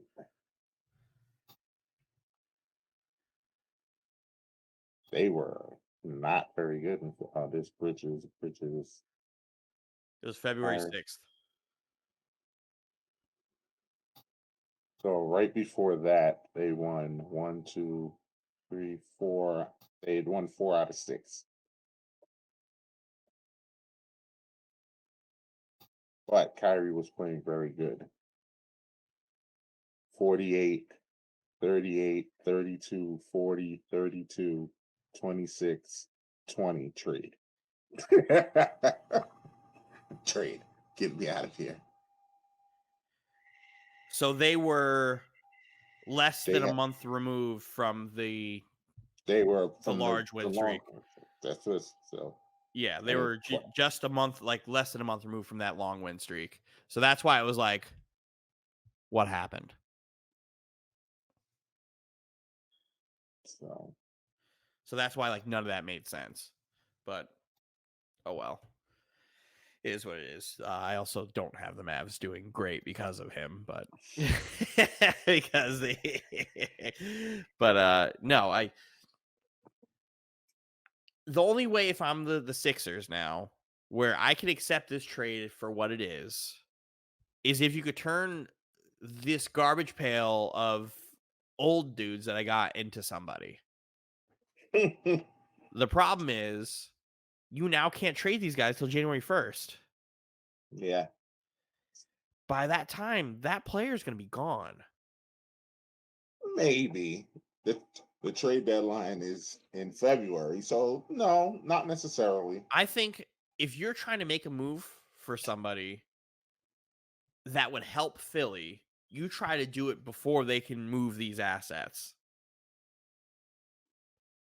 Right? So, like, let's go back to my prediction that had us like scratch off the list of one of those guys in Chicago getting traded. Mm-hmm. If you're looking for somebody, why are you going to wait for Philly to possibly make that move? You want to get them before Philly can. And this isn't me saying Simple, the Nets are going to trade for Zach LaVine, but like Vegas has them as a second the odds. Nets are going to trade with Zach LaVine. Yes. No, I'm not calling for that. I would say DeMar DeRozan would be the better fit for Philly. I think he would fit Philly. I don't know who Chicago wants to get rid of, but all signs are pointing, like Vegas is pointing for Zach LaVine to be the first one to go. They thought they were trying to. Streets is saying that they tried to trade Zach last year. Yeah, you guys try to trade for him. Yeah. So. And then you start off the season with a players only meeting. After one game, when I saw that, I knew that team's done. They don't like each other. They don't want to be there. Fire sale. I wish I didn't ask to get that removed because it was like a vague thing. That's the only reason I asked it. But it's like I knew that team was going to blow up. Like I know that team is still going to blow up, right? But like, let's say I am the Nets, right?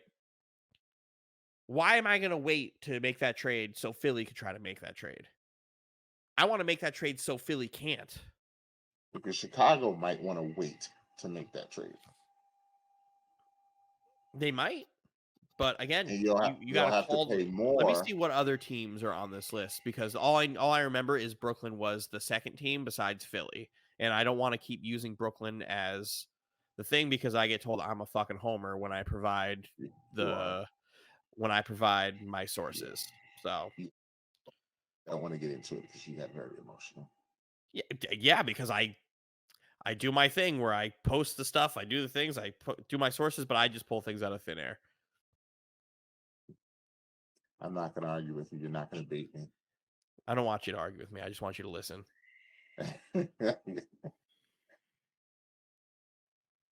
Not going to happen. Where is it? Didn't we used to be able to look up links in our chat? Yeah. Oh, okay. So it's not just my phone that doesn't let me do that either. Okay. Yeah. Now I have Twitter here. I thought it was my phone that just was like, yeah, you can't do that no more. But I guess it's an Instagram thing.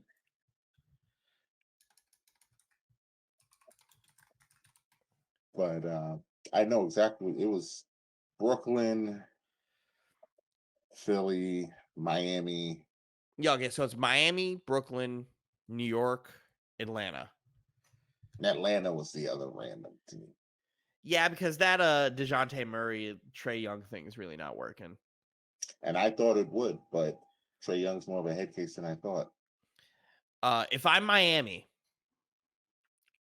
why the fuck am I waiting? I already lost out on Dame because I was waiting.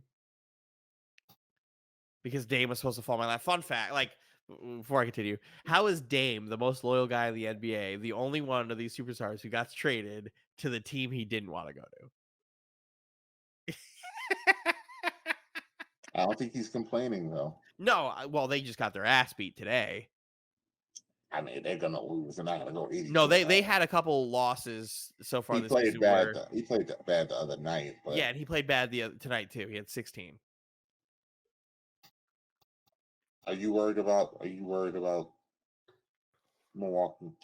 I'm worried about Milwaukee's defense. I'm not a lot worried worse about than I Milwaukee's. thought. It's worse than I thought. but that's something you could fix as you go. Yeah, But I'm not worried about that. anyway, Lakers if I'm leave. Miami, right? Let's not even go with ignore Brooklyn on here, right? If I'm Miami, why am I gonna try to sit around and like just kick tires? I'm gonna try to keep trade negotiations going as much as I can to try to get him so Philly doesn't get better. Or the Knicks. Especially because Julius Randle's struggling. Like, if you could move Julius Randle and some assets to go get Zach LaVine to give you a jump on your offense that you're clearly missing now. Granted, like, well, you're missing it because Julius Randle is a 24, 25 point a night guy, right? You're missing that. Knicks are also missing open threes, so I'm not. And you don't really miss a ton on the defensive side if you trade him. Smaller though. You get smaller, but I'm pretty sure you could figure something out as far as like moving another asset to get in a bigger wing. If I'm New York though, I'm giving it another like 2 weeks before I start to like kick the tires. But just to kick the tires, not to just trade them immediately, just to kick the tires of what their asking price is. Right? And I think am I wrong for doing that? Before Thanksgiving, it's way too early for me.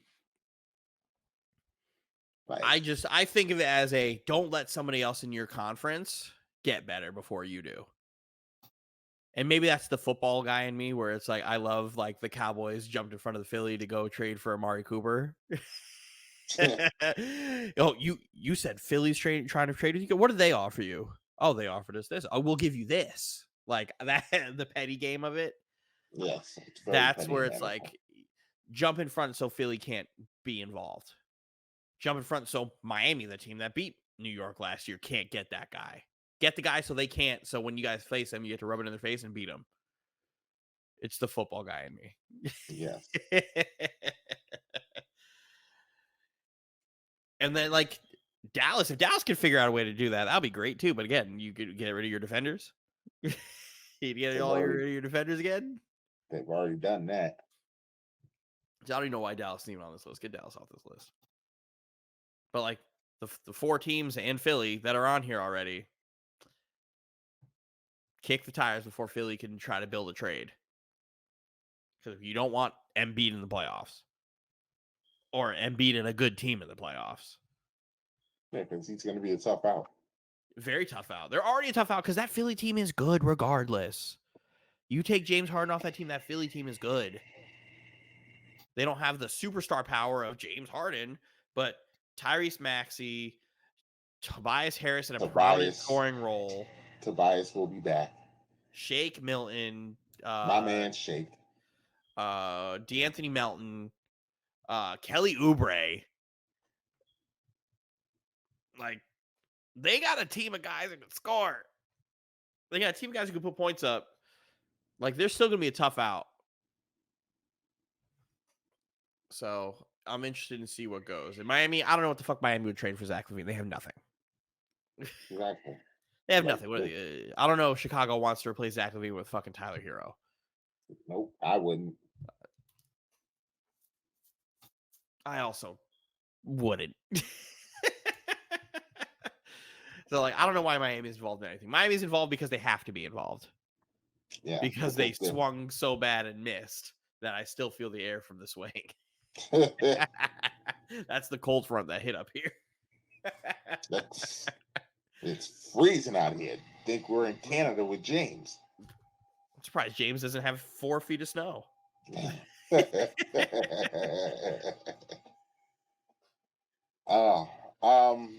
Fantasy focus. Fantasy focus. I guess we can do a little soy fight club and call it a night. Yeah. Yeah. Yeah. Let me talk to you. So, I'm going to preface this with I'm getting tired of having the only games in Patrick Mahomes' career where he's playing like dog shit. Every time I pick a great quarterback in fantasy, the year I get them, they play like dog shit. And I got like 6 points out of Pat Mahomes this week, and I lost because of it. Well, he shouldn't have played. He shouldn't have played. I know. I wish I would have figured out he had the flu sooner. And I would have played Geno, and I would have won. But, oh well, that's on me. However, Dilstradamus. Lost 2 in a row. Dilstradamus. And guess what, Mike? He's going to lose again. Who's he playing this week? Who is he playing this week?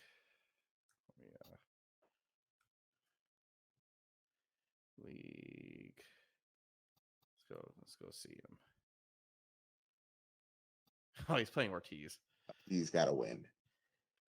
I don't know, because he doesn't know who he wants to play at quarterback, because Herbert has a difficult task in front of him. Who's his backup? Brock Purdy on a bye week. Oh, so there's no ifs, ands, or buts. He's playing Herbert.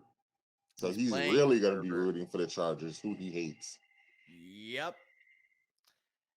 And Jacobs against the Giants, not a great matchup. Have at it. Pacheco in Germany. Good luck. Tyreek Hill in Germany. And it's still Tyreek's in a sport. Still Tyreek, but it's like,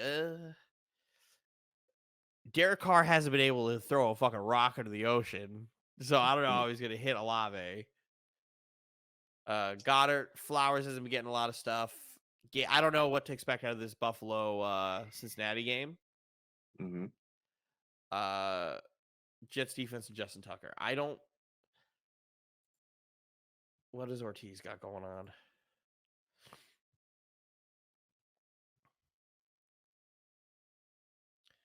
Ortiz has Tua. Nice. Tua, Gibbs, Jonathan Taylor.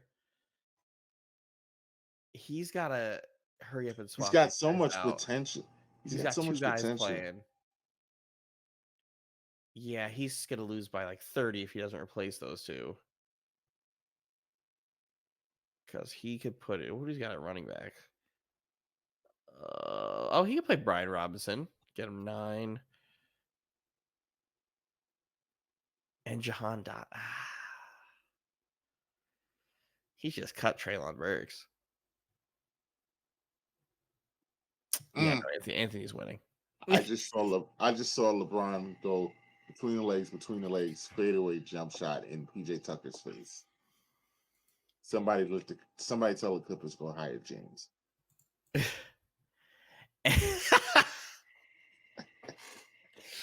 And fantasy basketball.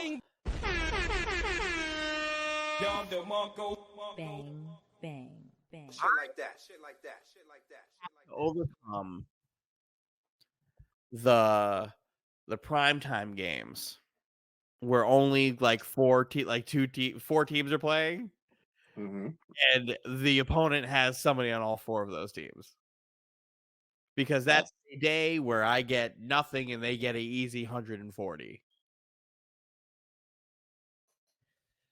So that's not a great time. I'm not having a great time because it's bullshit.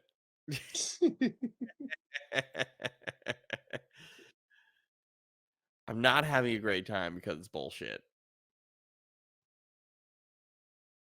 Oh, that's Jesus Christ. Yeah, I'm second in assists. I'm top 5 in rebounds. My team don't make enough threes.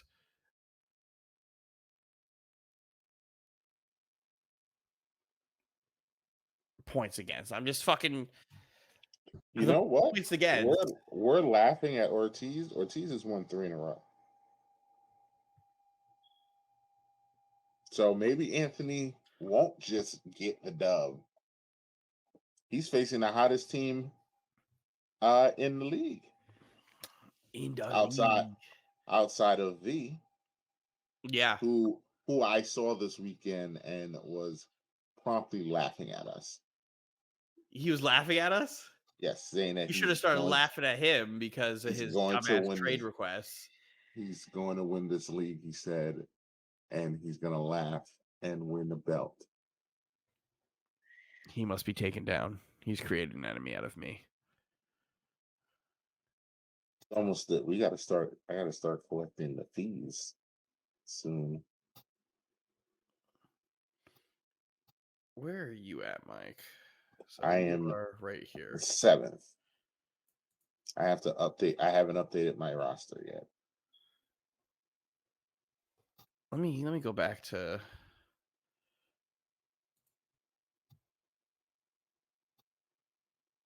Teenage Mutant Ninja Turtles here.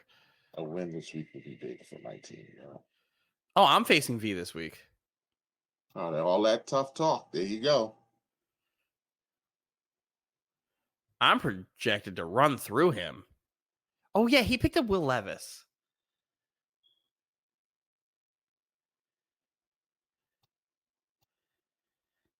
He's playing. Oh, he's probably got a bunch of bye weeks, huh? I know I do. He has all of the bye weeks. So no Amon-Ra St. Brown, no Sam Laporta, no Justin Jefferson on the IR. Oy vey. So he's got Will Levis, Kamara, Kareem Hunt, Brown. Oh, he did. Yes, I saw he picked up the Giants defense and Will Levis. Hopefully, German Pat Mahomes and German Travis. Hopefully, Taylor Swift comes to Germany, right? So Travis Kelce plays good games. She's not coming to Germany. Oh yeah, you got Darius. Oh yeah, you have IR Kirk Cousins. Who are your quarterbacks now? I Is don't this have a still quarterback. Deshaun Watson? Yeah, there it is. Oh, you do. Oh yeah, you have Deshaun Watson, so you don't have a quarterback. Let's see what quarterbacks are available. Well, I have one on waiver, but I can't tell you who. I wouldn't do that to you.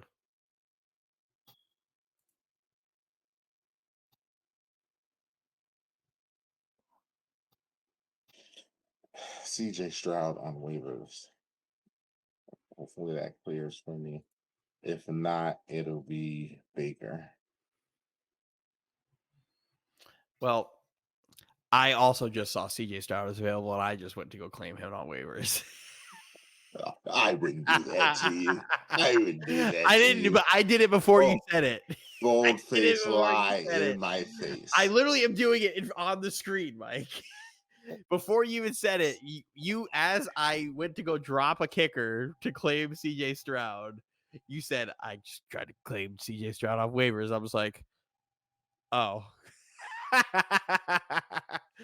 Well, it doesn't matter. I'm higher than you in the waiver list. So. Yes, you are. So it wouldn't make a difference. I can't believe he was still available. That's crazy. Who else is here?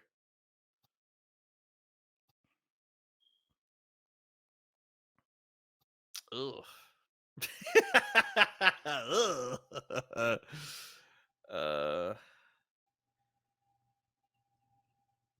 You could go with Tom Brady still here. Hilarious. Russ is on a bye. There's still a couple guys here, like Baker against Houston would also be if you don't get CJ. If neither one of us gets CJ Stroud, Baker against Houston's not a bad pickup either. Ooh. Cam Reddish just tried to end Zubac, but foul. And LeBron's telling him, "Yeah, do it again." Can we talk about? No. Can we talk about basketball? Oh, I was trying to talk about fantasy basketball, and you were still on football. I trounced Dylan in week 1.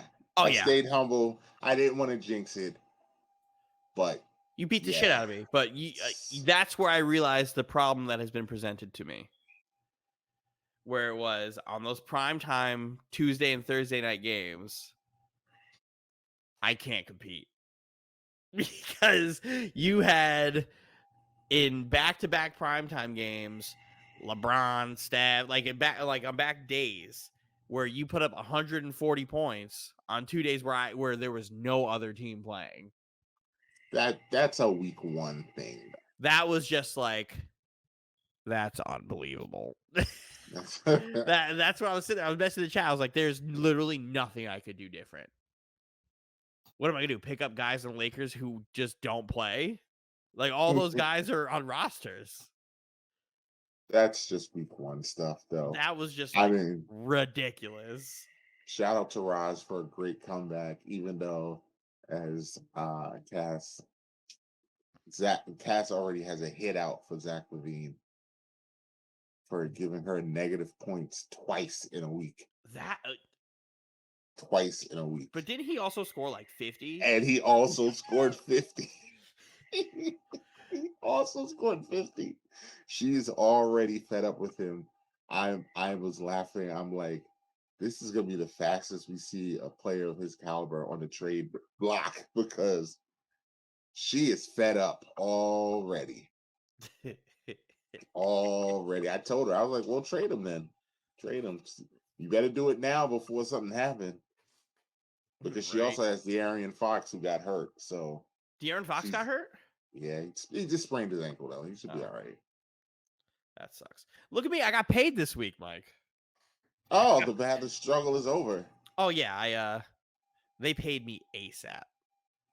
Once I was like, they paid me like the next day what they owed me. I was like, you are not gonna have me here doing the work I'm fucking doing and not pay my ass. And my manager had my back. He was emailing all the people on the backside. I was like, yeah, Charlie, you do that. You tell him. You yeah, just like you bring your big brother to the fight to fight for you. You're like, yeah. That was me. That was me. So fantasy basketball is doing good. Shout out to French for being in last place right now. 1 week closer to the wheel spinning for French. Yeah, I would love for Heat Culture to spin their fucking wheel. Also, shout out to Flo, who had the second worst week. So, and me not in last place. So close, but not in last place. Shout out to us here on the Soy Podcast for knowing what we're talking about. Problem is, I have a good fucking team. I just keep getting bullshit. I have a really good team. I have a good team. It's just bullshit. Oh, we said this. As long as my team stays healthy, I have a good team. So for 1 week, opening week, I have a good team. Like yesterday, how can I overcome this? I have 1, 2, 3, 4 guys playing, but James has 1, 2, 3, 4, 5, 6, 7 guys playing. I mean, I'm losing right now. No, I'm losing right now too, but it's like today, both of us have a full slate. But tomorrow, I have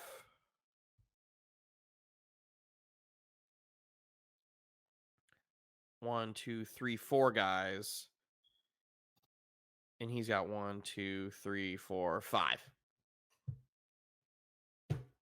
I'm always going to lose. Mm-hmm. Because guys have, like, what the fuck? Julius Randle hurt me tonight.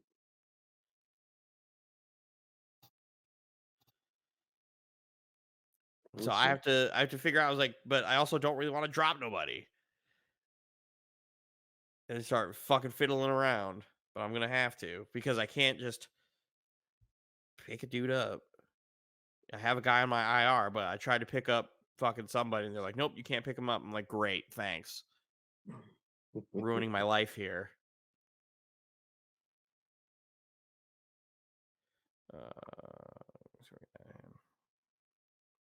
Perfect. Added into my lineup. Is he playing tomorrow?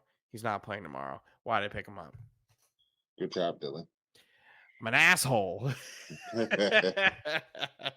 So that's gonna be me just trying to figure this shit out. Always just gonna have a guy not playing. So I'm miserable right now. But there's many a week left. There's plenty of weeks left. So it's on to Soy Fight Club.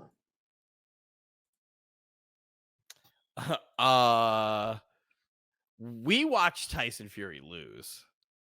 I didn't watch Tyson Fury lose. I watched Tyson Fury lose. I watched Because- Tyson Fury fight to a draw. That's what I watched. Because Francis Ngannou beat him. Shocked the world. Right there.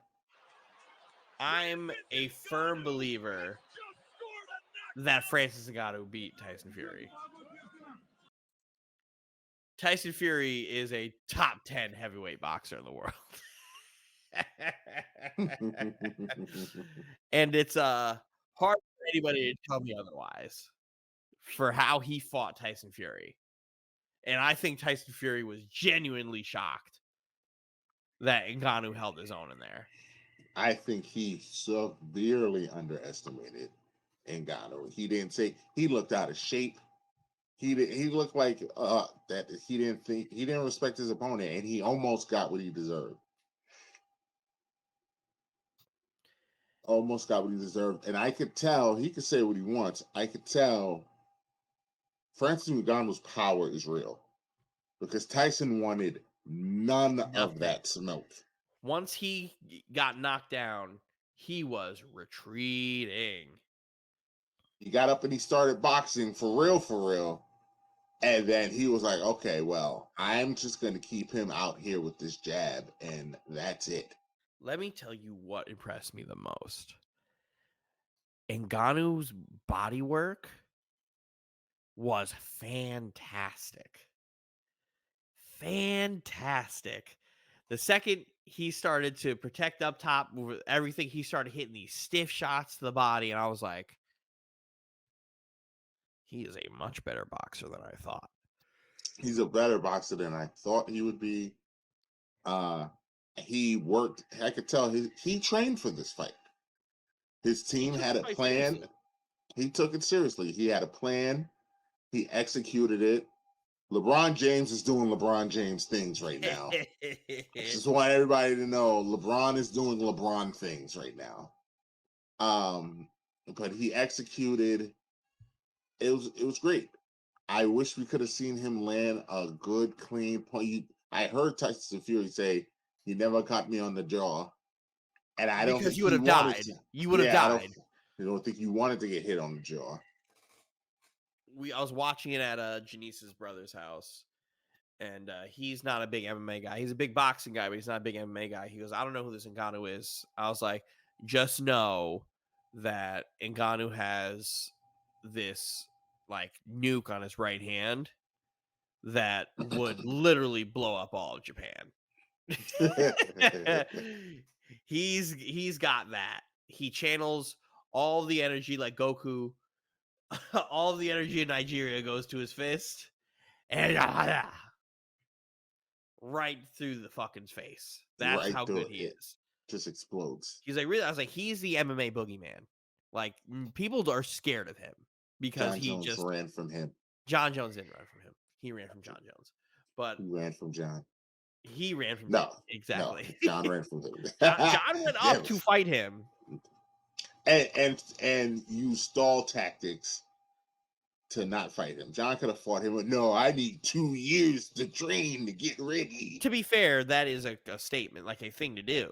You can't just go put on the weight. I didn't see DC take 2 years to go heavyweight. DC is a actual heavyweight fighter. He has fought many a year at heavyweight. Do we have to go back to his Strikeforce days where he was a heavyweight?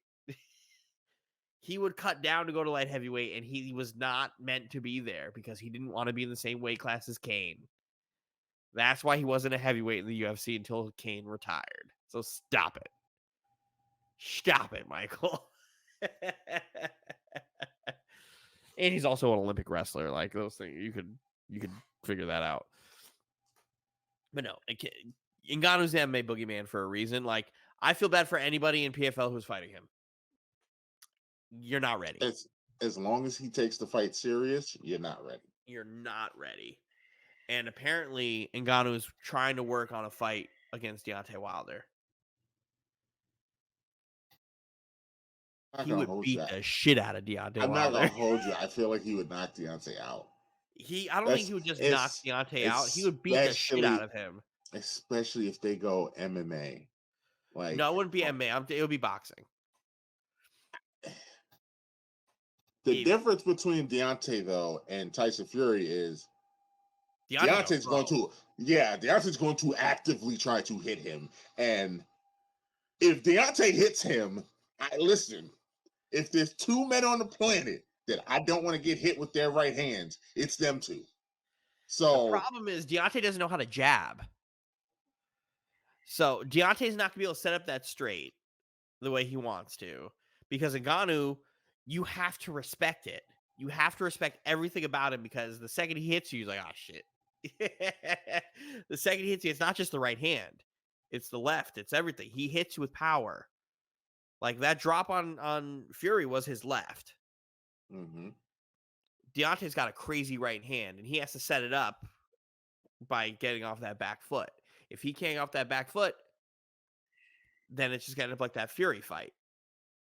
We'll see what happens, because I know.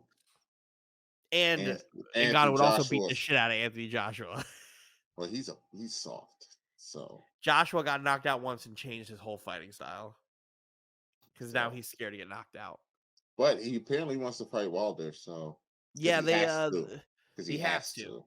He has to. That fight's only 4 or 5 years too late. Yeah.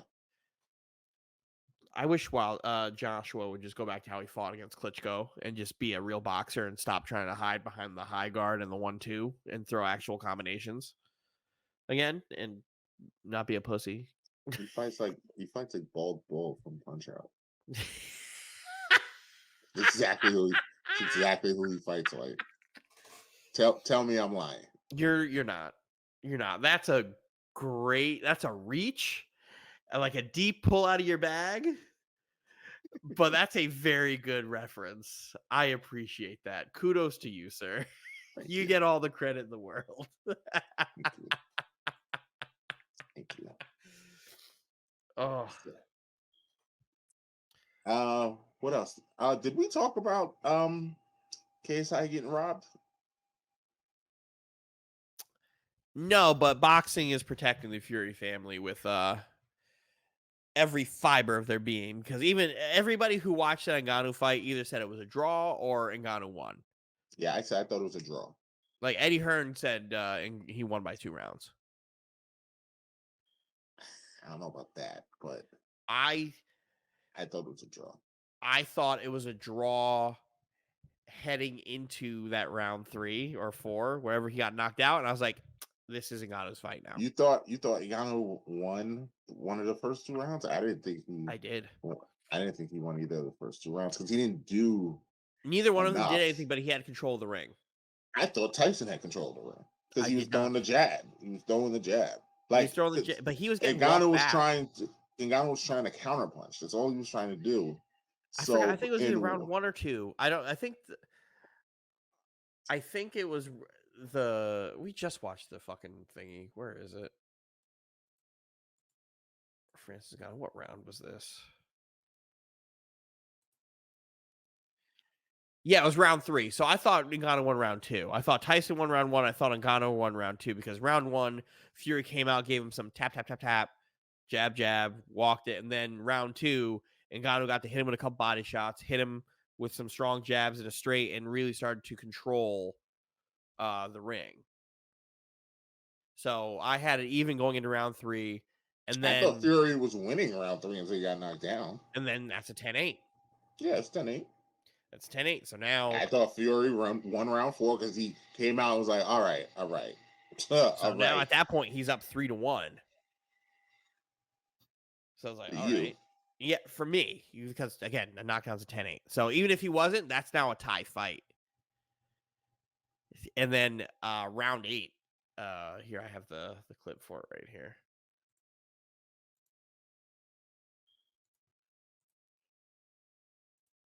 This is where I thought Ngannou was really about to end the fight. because he was hitting the fuck out of this dude. Yeah, this was the part of the fight where I was There, like, that oh, right there, I was like, oh shit. Tyson is tired and Ngannou is not. And that is not a good recipe. And there was also like a sequence where Tyson put his head down and Ngannou was like, wham, wham, wham, wham, wham, wham, hit him at the top of the head like 5 in a row. And I was like, like, I was just in shock. I know, and there was a part where Ngannou threw an uppercut from hell that Just missed. Oh, just missed. And had that landed, it would have been over. and then the elbow, The elbow was crazy. and it didn't phase fucking Ngannou at all. Forged in steel. And that also should have been a point deduction. So I didn't think he did it on purpose, though. it still happened. It did. It was a clean And it was elbow. like a clear as day clean elbow. Like those are the elbows where Yeah. And the fact that this fucking dude literally just fought through and was like, he's nothing. And just good to go fight is just insane. I thought it was awesome that he had speaking of the elbow, there it is. That he had Adesanya and Usman with Boom. him. Yeah, that was Right. cool. Wham! Like, oh, Just took it. one, how he didn't get cut from that. That's amazing. That's where it's like this dude is really made of steel. Because that should have sliced him up something crazy. Oh, this sequence. Okay, here we go. This is probably the last stuff we show from this before we end it. But like, this is just this sequence of this fight where look at him, he's like, run away. Oh, that sequence. That's what I was like, oh my god. Oh, Tyson really did not think he was going to get a fight like this. that's like the best that Tyson has fought against. Like, I think that's the best fight somebody's put up against him in a while. The third Wilder fight was a fight. He just outlasted him. But Wilder knocked him down twice in that fight. He in was the third hurt. fight? The third fight. The third fight. He knocked him down twice in that third fight. I feel like I'm remembering that wrong. I feel like I'm not remembering the third fight at all. Third fight was a good fight. I remember the first. I remember the second. I don't remember the third. Third was a good fight. Because the third, I was at the other house. I was at the temporary house for the third fight. I remember being there and having it. I just don't remember the outcome. I remember Fury winning. But that's about it.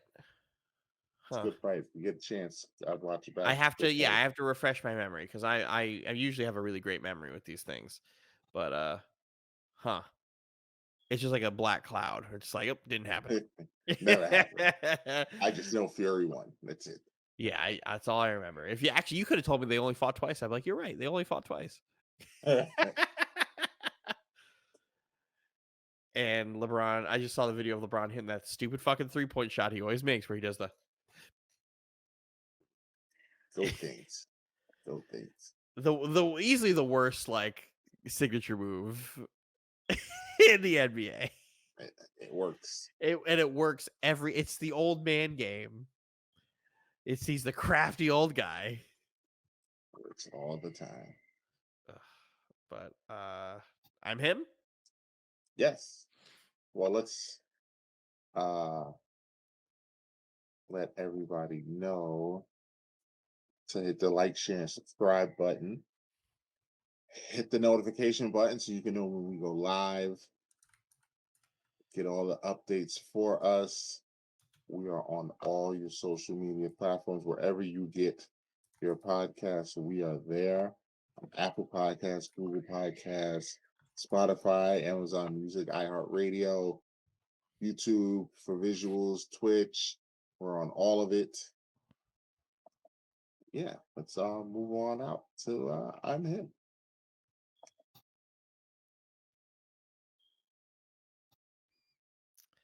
Where is he? There it is.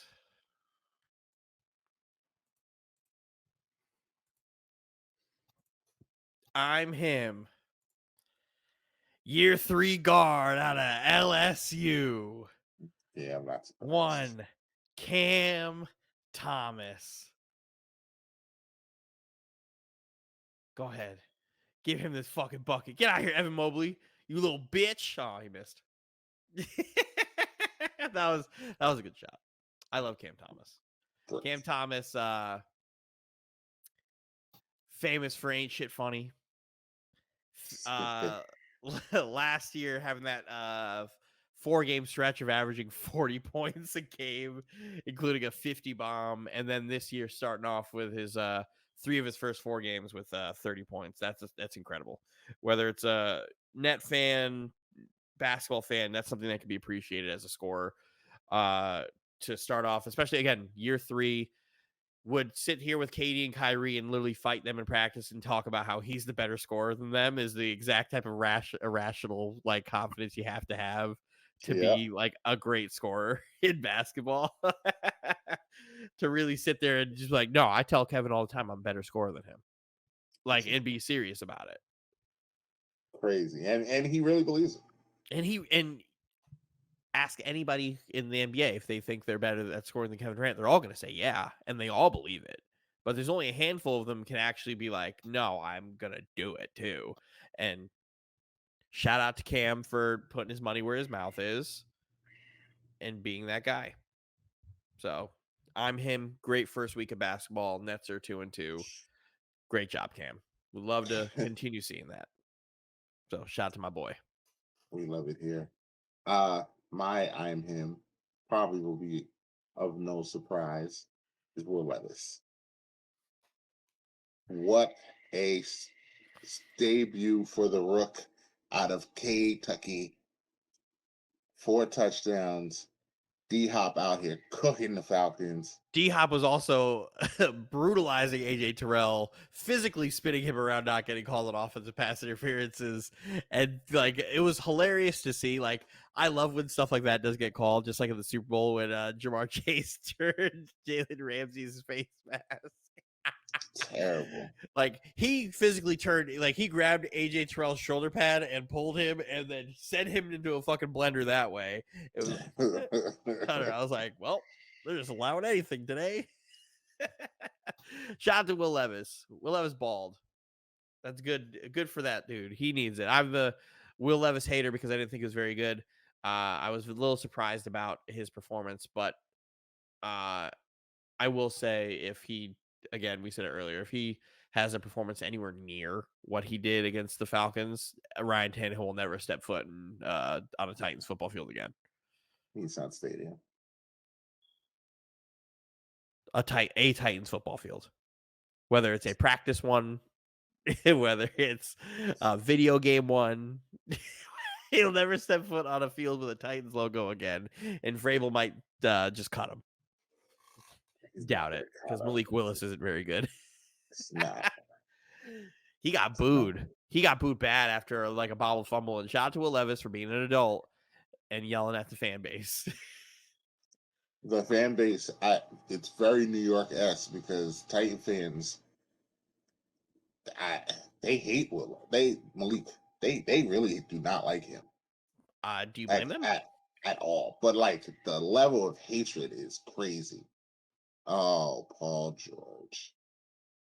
Oh, what do you do? Just hit a deep 3 to make it a 1-point game with 20 seconds left. Pandemic P. Do you see him with his Where's Waldo costume yesterday? Yes. And he called it Where's Paldo? Yes. And people probably started saving that picture just in case he had disappeared. Oh, we will see that again in the playoffs when he disappears. You're gonna see it every day he has a bad game in the regular season. That's gonna be popping up. When he turns into Pandemic P again, you will see it. But he has 17 in the fourth quarter tonight. That's not Pandemic P at all. And you also don't really have to worry about it when you got like 4 other guys in your team that score like 40. So, All right. but let's yeah. wrap it up. Where's your where are those socials? There's your social. _podcast Poppy _ on all social media platform. I just posted a funny TikTok that got a lot of likes and a lot of views about a skeleton, and it was a One Piece reference. So please go ahead and watch it. I won't get it, but I'll watch it. They put a skeleton at the cash register at Aldi's. At Aldi, and there's a character in One Piece named Brook. He is a skeleton because he too much. He all he does is ask girls to see their panties and make dead jokes because he's dead. Because he's a walking skeleton. So I made the joke. I guess they were working him to the bone. And then he has a unique laugh where he just goes yo. So I did all that. So you're working with the bone, and a lot of One Piece fans found that and really liked it. I was like 100 likes on that thing. It's awesome. I'm happy for you because it's not my world.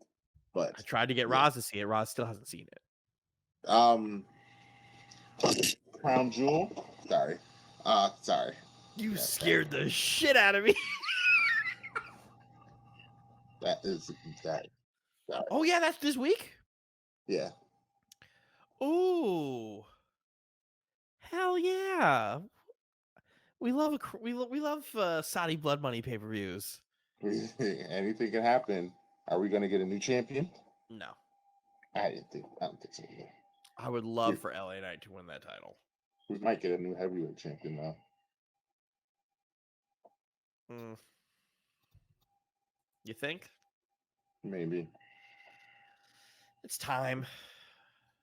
Maybe. Was it Shinsuke? No, it's Drew, but I don't think it's going to be Drew. I think it's going to be Priest. Yeah. Yeah, it's time. Seth doesn't need to have that belt anymore. He's not doing anything with it, and the Judgment Day are so over and so hot right now. It doesn't make sense to do anything else. Doesn't make sense to do anything else. Oh yeah, follow me on all the socials. I am _MBJ. And yeah, we will be back next week. Be back better than ever. So from us, let's do the next thing. Go Nats, go Jets.